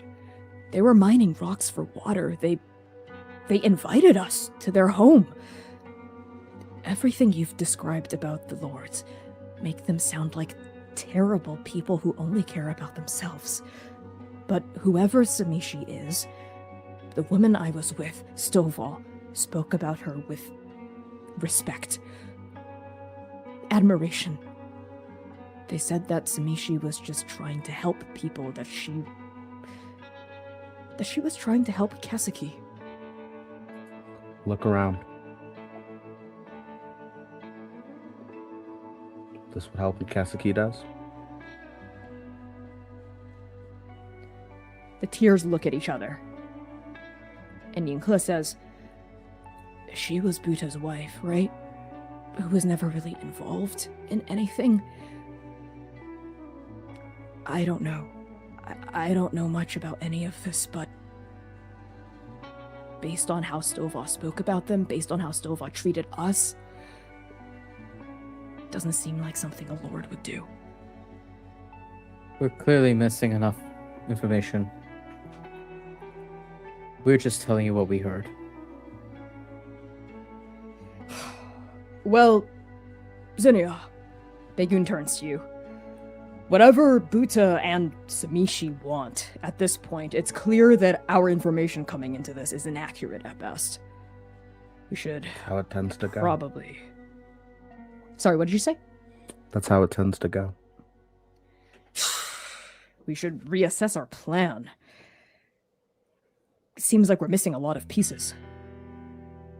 As soon as Begun says that, Sayer's looking at the entirety of this crew. At first when he heard archival mission, that makes sense. A lot of these folks are mechanics, scholars, ordinary folk who have joined the cause. With the exception of Zinnia and Ozelise, of course, and Libra. But the more they spoke about this mission, the more that Sayer looks at their equipment and thinks about the ambush. This group? Planned an ambush? To what? Clearly for a worthy mission. But that was dangerous. The casualties.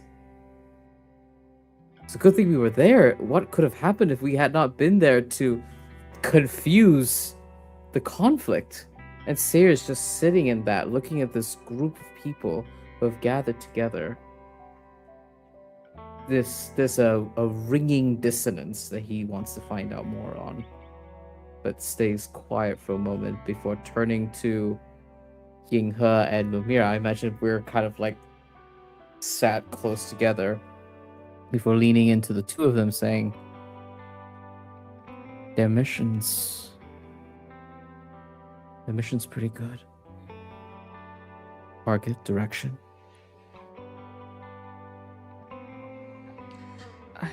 I agree. They seem like they're trying to do something about all the terrible things we've learned about Kasaki so far. About the lords. I thought... for the past few weeks since we not run into anyone, I thought maybe there was nothing and no one left. But clearly that's not the case. No. Clearly they're still fighting for something. And also and Sayer looks out of the corner of his eye at the shadow of a person near this pillar. So, what do we do now? Lumira pause. looks like this entire time Lumira has been absorbing this information, but not really reacting to it. That wasn't until she heard the initial purpose of this meeting from Dr. Wu, trying to collect the remnants of what remains. And it knocks the breath right out of her.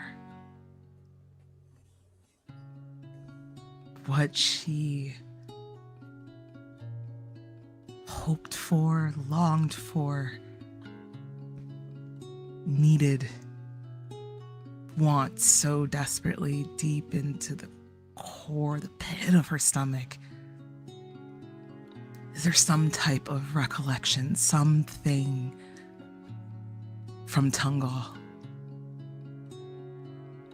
outside of the bits and pieces that she's gotten now. Recently, that is.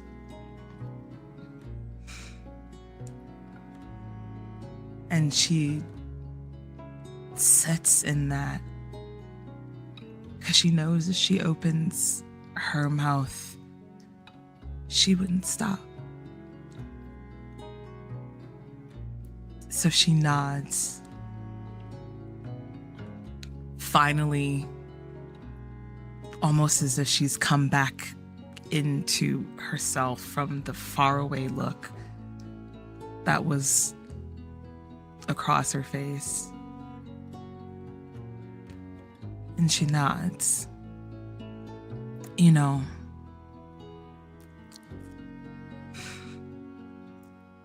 tears are fitting. Tears of Fayumi. In the eyes of some, tears can be deemed as weakness, but they can also be truth. They can also be life and love at the same time.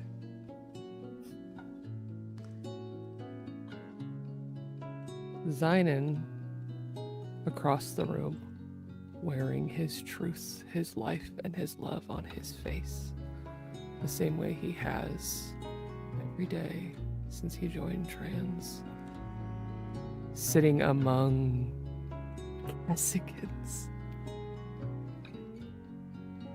Here's the opposite of the call that Lumira hears, as he hears a funeral song being sung for a world that he's not ready to see as dead.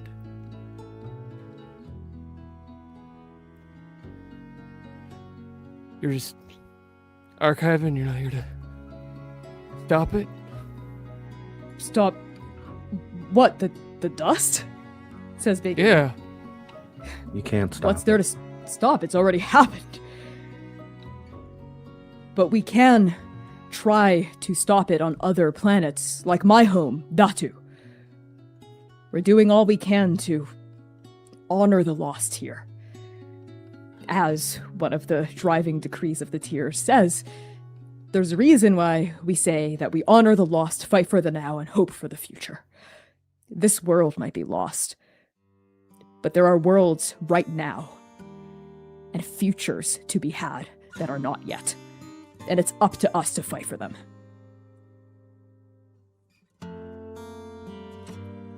And you can see Zynon try and swallow that bitter pill. And his eyes wander back to Azalis Raid. Bagoon's eyes wander back to you, Zinnia.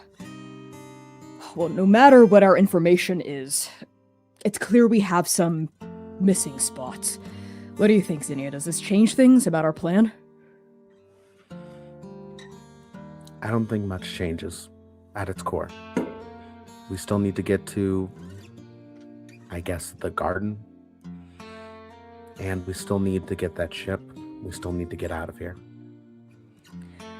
We've wasted enough time as it is. And the voice growls from the edge of the group. Azalis Raid speaking for the first time in a long time. Buta or his wife, it doesn't matter. We go for the shuttle. If they get in our way, we cut them down.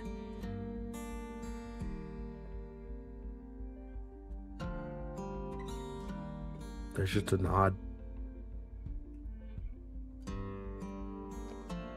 Is that honor in the lost? Or is that fighting for the now?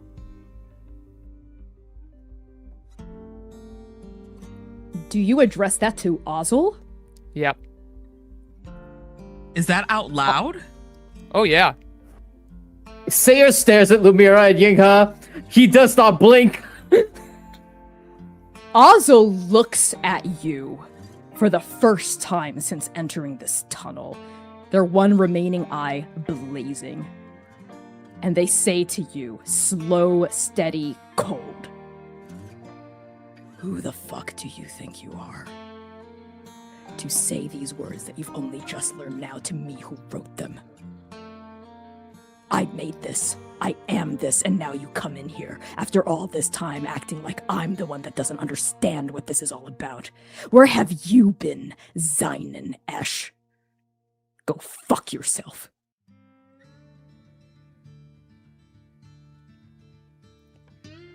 And Zynon The tears, swallows anything They that look- can come out. they look stunned. Everyone here looks stunned. Like they've never seen Ozzel react like this before, because they haven't. Their rage is always cold, measured, careful. This is the most they've outwardly attacked someone like this before. Even for you, Zinnia. You've never seen Ozzel like this. Yeah, honestly, I think the fact that Ozzel used words is shocking enough. In any other circumstance, he'd be dead again. And I think the audacity for him to say something like that, knowing, has completely, has Zinnia just staring at him in this group over and over again, no matter what they did, as they kept an eye on everybody else, sort of took stock of their team. They always fell back to these four. There's something there, and specifically Zynon Esh. It feels like fate again, and that is not a good thing here. And I think to make it Bagoon is worse, Zinnia, Zynon just says, I got displaced, as he swallows the words of someone who has fought with Ozzel's raid many times.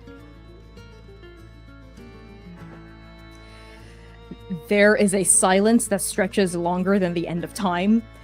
And then Bagoon claps his hands together and says, okay, well, pardon our manners. We have been going on and on at length about ourselves without even offering a seat to you or to any of our own. Listen, the Tears welcome anyone and everyone who might want to join us and are interested in contributing to the cause of fighting for a better future. And in this particular situation, we're aware that you all are travelers from other planets as well. Regardless of how you made your way here, your only way off this planet would be through a shuttle. So if our goals are aligned, I would say perhaps the rest of us would be open to welcoming them in our group as we travel toward wherever this shuttle might be. What do we think, Tears? And Bagoon turns and addresses the group at large. And there are slow, cautious nods and looks of agreement, more or less, but a gradient of general enthusiasm. Libra is at the most hostile side of it. They look very suspicious, but they are acquiescing. Sabral is on the other side of the spectrum, looks rather excited to see new people, people who are interested, people who are curious, people who have questions. What of you, Zinnia? There's a look Zinnia has with the Tears. I think Zinnia isn't much of a talker, but expressions say enough for her. And I think she looks at Libra, Jack, and Bagoon, very specifically saying, I'm willing to go along with this, but keep your eyes on a swivel. There's an unspoken recognition and acknowledgement of the look in your eyes. And then you see Libra nod, kind of shift their weight in the direction of their rifle as they're saying, don't worry, I've got them if they decide to do something untoward. And Jack giving Libra a measured look at that, and then back at you, Zinnia, with a nod. And Bagoon gives a tight smile that then turns into a genuine toothy one as he turns to the rest of you, Nova, and says, well then, the four of you are more than welcome to travel with us. I think likewise Zynon takes stock of what Nova thinks, because he's been standing among the Tears. But he came here with a new family.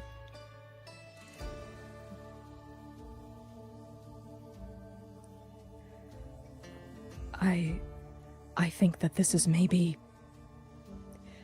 the best direction we could hope for. Truth be told, I had wanted to go with the ship to the garden, I wanted to go with Stovall, but maybe it seems like we're headed in that direction regardless. Safety in numbers, right? And they seem to be fighting for something good. And I think I need that right now.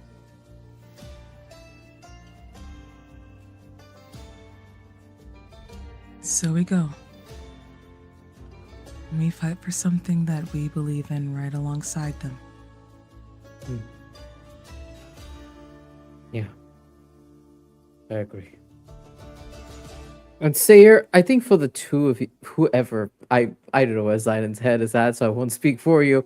But for everyone who would care to see Ed Sayer, usually Sayer's got the same energy as Libra. Hand on one of the crescent knives, a hardened stare, and there's a temptation. He's still withdrawn. You see it, that hesitation, that lack of warmth, something unfamiliar in his body. But his eyes are thirsty. This drinking up all this information. There's a curiosity. He stares at all these people, the tears for Yumi. His eyes multiple times trail over to Bug, whose position in this place has been unspoken and unsaid. And there's something different, even if old habits die hard.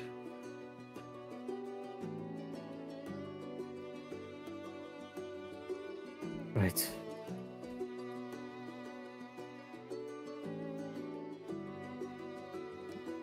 If you'll have us.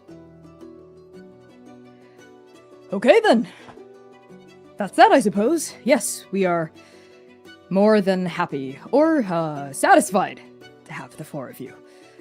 And listen, we've got some work to do if we want this tunnel to be safe.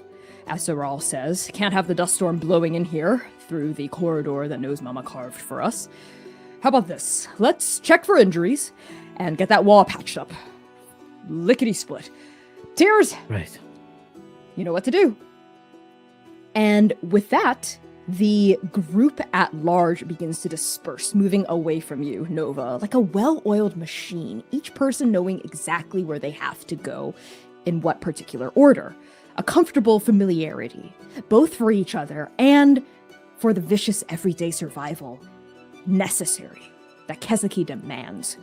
We see some of the tiers excavating bedrolls, tents, lanterns, and other provisions from Nose Mama's back, while other members approach the broken tunnel wall or their own bloodied companions to help heal and assuage them.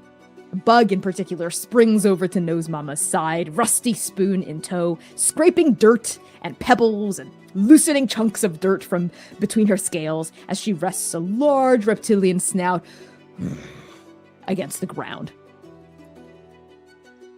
Zinnia, as your group disperses, where among them do we find you? I think Zinnia helps tend to the wounded. I think specifically her power, her magic, is useful in that. And she doesn't talk about it much. It's as simple as don't ask questions and you will be helped. And I think she walks over to Begun. Begun is one of the people helping to roll and lift and carry rocks and put them back into place on the tunnel wall, despite his nose still being broken and his face being bloodied. Your nose. 1 second. Thank you, Zinnia. Now that the adrenaline's wearing off, it does sting a little bit. He kind of bends over a little bit to let you assess his face. This is gonna hurt. And That's grabs his face, like his nose, in one slight movement, and also with a little hint of magic, tries to set it, and you can feel it almost putting itself back together. Yes, there's a kind of nauseating crack as Begun lets out a that never gets old. And as you continue to tend and kind of wipe up and clean his face a little, he gives you a careful and knowing look, scanning your face. So, how do you feel about the newcomers?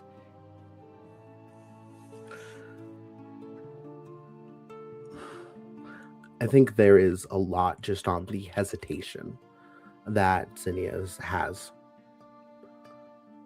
Mostly harmless, I'd like to say. Mostly, Zynon, huh? though. Right, the name you know. Mm-hmm. You didn't hear Ozzel's gun go off? Of course I did. What was that, Zynon? And he lived? Yeah. Yeah, he... He's one lucky bastard. But, that's not the only thing giving you pause about those folks, is it? Their story, it's, like I said, there was some truth there. I Well, their fully story believe- is a crock of shit, but I think they're mostly harmless. Exactly. The, Sayir. Bug has taken a bit of a shine, I'd say, to him. So, that's probably a good thing. And I actually Lumira find that to seemed- be a great thing. It's nice that, Bug seems to trust Sayir. And Lumira? helped Jack. Seems kind. And not in a way that they normally have here. Right. Is there something, more than that, Zinnia? You're acting a little odd about them. Can't put my finger And on Zinnia. it. It just feels. Yes, there is that odd feeling in you that this entire time has been building and building inside of you. A feeling that you haven't encountered in a really long time. Yeah. Echoes of familiarity. And even as you're patching up Bagoon, you can see these strangers in the corner of your eye. See the way they look at each other, the way they react to each other, and in particular, the cover story, let's say, that Sayir and Zynon and Lumira and Yinghe had given. Well, don't they rather sound like a story you might have given a lifetime ago? When you called yourself an agent of an almost forgotten syndicate. Exactly. Those little unspoken gestures, their posture, their gait, all of it is just so familiar. Reminds you of a life you had left behind. Yeah, there is such a deep ringing uncertainty and unsettling familiarity here. Zinnia's story is not that dissimilar. They were part of a group of researchers who came here to sort of examine the dust, and eventually their team left them behind. That's what they told Ozalise and every other member of the Tiers whenever they've been bold enough to ask. So they recognize the familiarity of the exact type of bullshit they're peddling. But looking even closer at the way that Jack was healed, specifically, there is no blood that is still seeping from the wound. Nothing that seems like this was so slapdash and scattershot. And it happened within minutes, and it happened in the middle of fighting. They shouldn't be that okay. There is something about this group that does not sit right. And it doesn't sit right in the exact way that Zinnia can't talk about it with anyone else. That's absolutely right. And Zinnia, as you put the finishing touch on Bagoon's broken nose with that small spark of magic emanating off of your fingers, we follow the wavering in the journey that this magic creates, resonating across the damp air. resonating across the dry air in this tunnel, back to where Strike Team Nova stand in a group. Nova! There's a moment with just the four of you as the rest of the tiers disperse around you. And in particular, Lumira, you feel the resonance, the vibration of magic through the air coming from Zinnia's direction.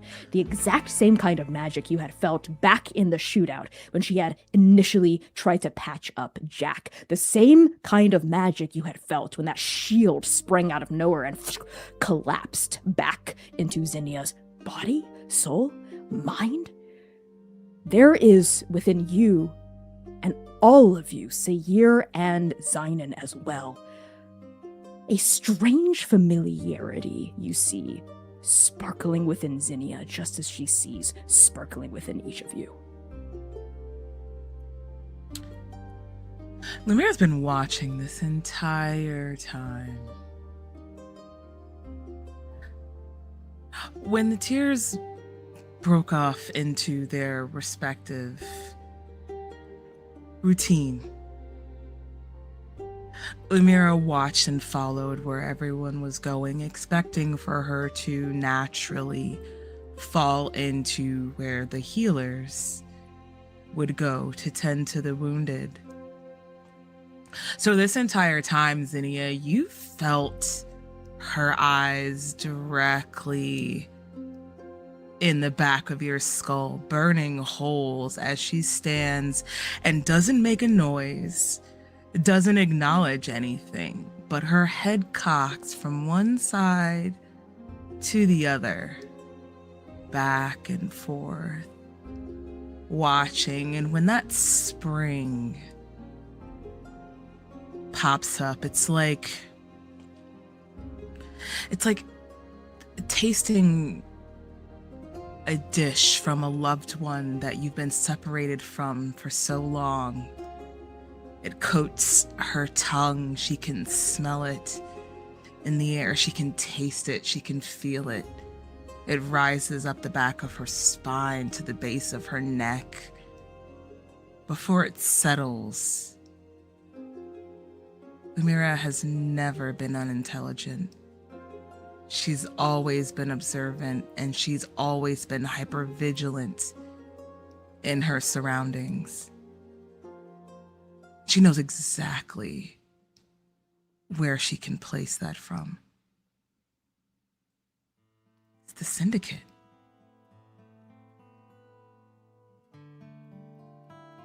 You are the last, aren't you, Zinnia?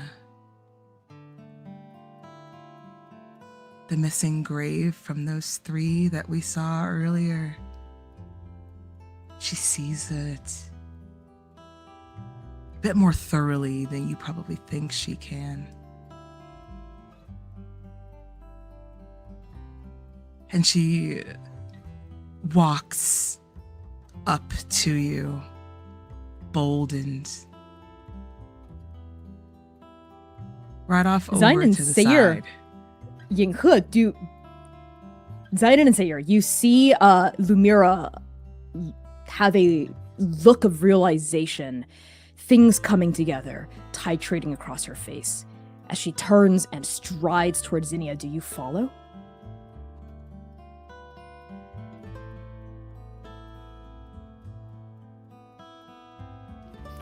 I mean, right now, Zynon is processing a lot, but that hug still makes him feel safe.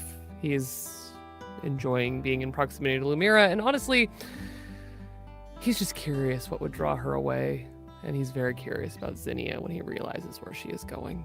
So yeah, he does follow. Sayir's eyes narrow the second that Lumira strides on over, boldened by a realization. He knows that look in her eyes. And she has found something. Unearthed a truth. It's when she is her most dazzling. Brilliant. So of course, your moon follows you. Yinghe, of course, follows as well. If everyone's going, so are they. And Lumira, as you stride closer to Zinnia and approach, how do you address her with your strike team on your heels? Lumira subtly places her hand back behind her as if she feels the cavalry stepping in place with her as she moves, stopping them in their tracks from following her any further. So it's just her. She loves the fact that they are behind her. But this is deeper than that. Healer to healer. And she walks up to the side of Zinnia.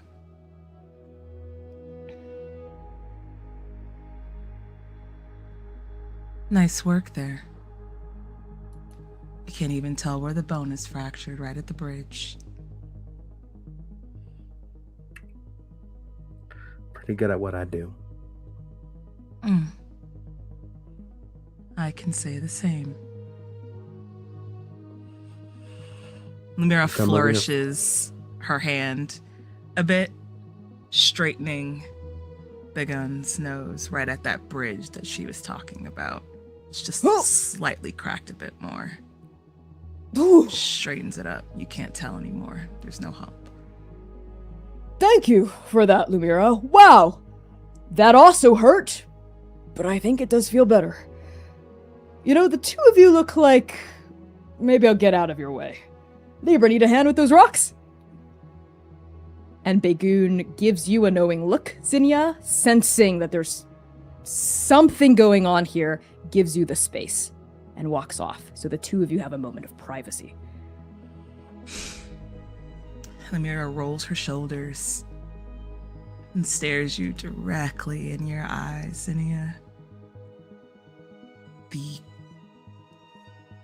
opal of her irises gleam. You're not sure where the light is picking up from. She nods.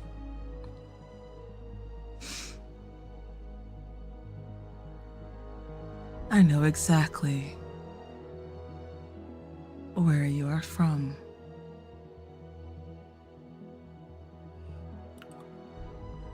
There's a head tilt. As you four walked closer to Zinnia, my hand was already on my gun a little bit, especially with your hand behind you. And I don't think that stops, and I think I think it's actually more intensified as you say that. I don't Do you want want any to continue? problems. I just...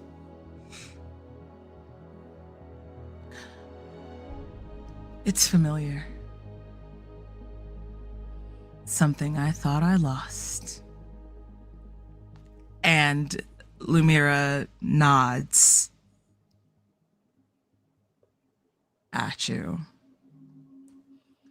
A look across her face.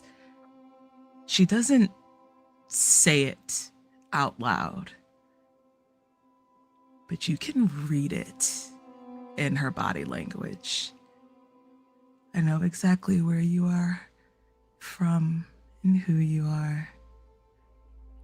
What you wield is from the Syndicate. Just like me. She doesn't say much else after that. Lets you sit in it. Backs away. Going to tend to other people. Zinnia, you stand there hearing these words come out of Lumira's mouth, hearing terms you have not heard another mortal speak to you in over 10 years. How do you respond to this as she starts to turn to leave? Her strike team standing behind her, watching this conversation unfold. Zinnia was thinking of something similar to say.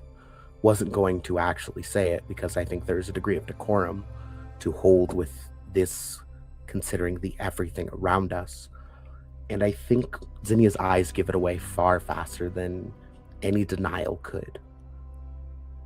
There is a look of almost panic and recognition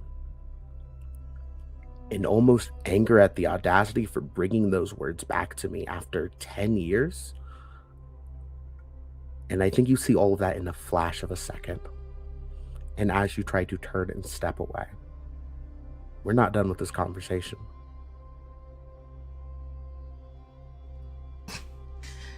Do you grab her? Or stop her in any way? I think her voice is is said with enough force that you, I think, would pick up on you should probably not walk away. She stops mid-step and turns back to you.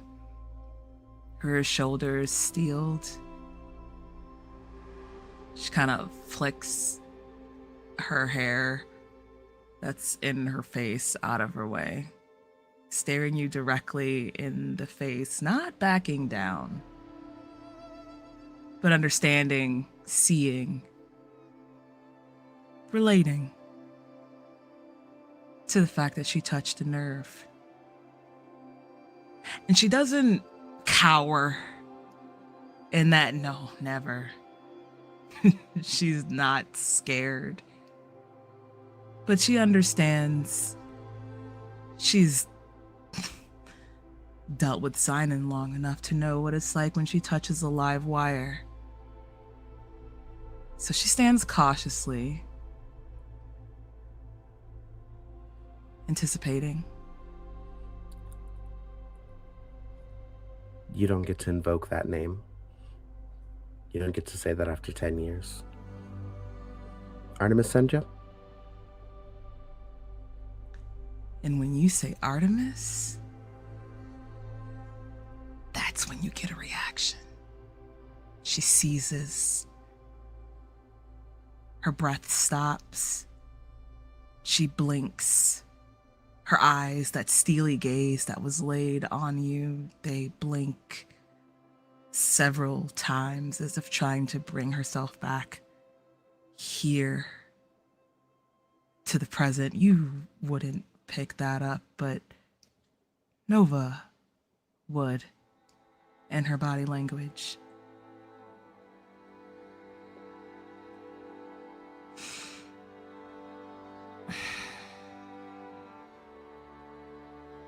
No. I haven't seen them for quite some time now. Her voice cracks. Zinnia takes a step closer.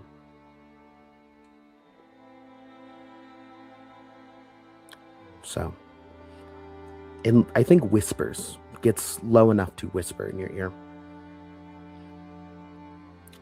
So I take it you for some sort of strike team. What are you here for? Exactly what Sinon said. Find Osel.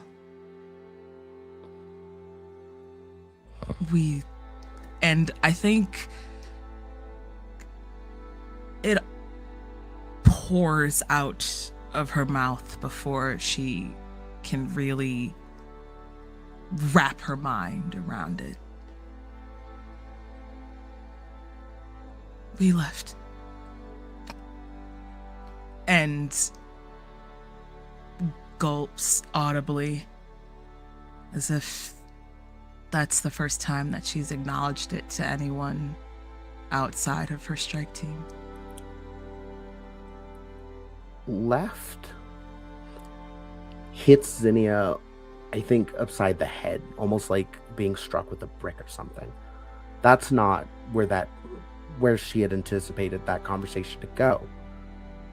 People, barring extenuating circumstances, people don't leave the Syndicate. Especially not a full team of people. What do you mean left? We left. Fled. She follows. Does not give much more. But Zinnia, you notice her eyes fall away from you. She was looking at you, but they trail off in the direction of her strike team, not making direct eye contact with you. Like that word holds a lot more weight than the way she exudes it. I think this is when Zylan finally steps forward. He had kept a few paces back, at first assuming that this was a conversation about medicine. And then when the word Syndicate was spoken, he let Lumira follow the lead that she was chewing on. He can feel that desire within himself, so he understands. But seeing her freeze, he steps forward. As I said, we got lost.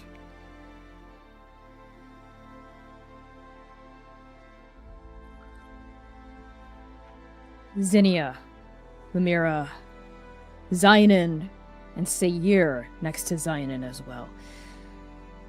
The four of you can sense it, unspoken but unmistakably there, between you.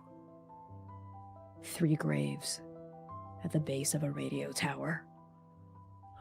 1 missing. A missing name. A final faded piece falling into place as this realization resonates throughout the air between all of you. Unmistakably. And Strike Team Nova, all of you together now. Look Zinnia square in the face. The last member of Strike Team Sunrise, who still lives. And we're going to end the session there. Thank you all so much for tuning in to this episode of the Chaos Protocol. Arc 4, episodes 19 and 20. Again, can you believe it? Oh my gosh, how are we we're past the midpoint now. We're hurtling toward the final act. Oh my goodness. Let's do some much-deserved introductions, starting with our incredible, bumbulicious guest star for the evening, Dare Hickman. We're really trying to make that work. Hi, I'm Dare. Pronouns she, they, they, and it. You can find me pretty much anywhere on the internet at Dare to Dream RPG. That is DARE, the number 2, DREAM RPG. I am just so glad to be back here and dealing with the mess of this strike team that should not be. Why are you here? Go, leave me. And I'm going to throw it over to Val. Hi, don't you know this is the arc that kicks you in the head? We just ended up being the 4th-person kick you in the head that was meant for you. Hi everyone, I am Valiant Doran. I use he, him, his pronouns. You can find me all across the internet, Valiant Doran, or also Spiritbear. Please enjoy that lovely treasure I just say on. Tonight, I had the distinct pleasure of playing Sayir. Uses he, they pronouns. Stuff you can look out for me is I've got a Kickstarter starting in like a couple days for a TTRPG limited web series that I'm doing with Pro.M and the One Shot Network. Would appreciate the love and support for that. Donate. That's a threat. Back it. That's a threat, and I'm serious. Thank you very much. And I've got a charity actual play anthology coming up, but that'll be in a bit of time. But keep an eye out on news for that. And with that, I'm gonna pass it on over to Papa. Help! Hi everyone, I'm Kai. I use he, they, and she pronouns. You can find me everywhere as the Stella of Imladris, where I am a TTRPG performer, game designer, wearer of 1,000 hats, and committer of gay crimes. And with that, I'm going to pass it on over to Sam. Hello, everyone. I am Sam Star over here once again playing Lumira, everyone's favorite baby girl. You can catch me all across the interwebs, more specifically where the butterflies do fly blue at Lust for Life X, where you can catch me on all types of things. I had something really fun and clever to say and then lost it in the midst of my introduction, trying to be professional. So with that being said, I'm gonna pass it on over to the boss. Take It's us me, home. the boss, taking us home. So, keeping in line with our more relaxed production schedule, I'm usually pretty good at enunciation. That one got away from me. While our dramaturg heals up, our next Chaos stream is going to be in 2 weekends on Saturday, April 18th at 8 p.m. US Eastern Time, right here on Twitch and YouTube Live. So please join us then for the next installment of Chaos. I'm totally positive nothing bad's going to happen to Strike Team Nova and or the Tears of Fayumi. Totally. Connie, I mean, look Connie, at her. you just Would she gave hurt them to you? us. You can't just harm them now. Would someone who made this harm you? Yes. Yes. Nosy Yes. mama. I love how You made a group- I love the complete unanimous yes. You Yes, made a you group would. to take away from me already. Well, only if you piss me off. Anyway, even though our next chaos stream, I am a vindictive and tyrannical god. Our next chaos stream is in 2 weeks. But we will still be streaming it next Saturday, April 11th, with another community night. So stay tuned on our Discord server and social media pages about the content of our community stream, because it's sure to be something fun, silly, and chaotic. In the meantime, you can support our show by joining our Patreon, joining and participating in our Discord, making fan works if you are so inspired, posting about Transplanar on Blue Sky, Instagram, Tumblr, rating our podcast, buying merch from our merch store, and most importantly, telling someone else about the channel. Your friends, your family, your ex that you thought was dead who shot you again in the mouth and the face and the body. Your parakeet. Oh no! Your barista, your dog, your cat, your nose mama, your parakeet. Thank you so much, Transplaners. We will see you next Saturday, April 11th at 8 p.m. US Eastern Time on Twitch and YouTube Live. And in the meantime, Bijo. Bye-bye.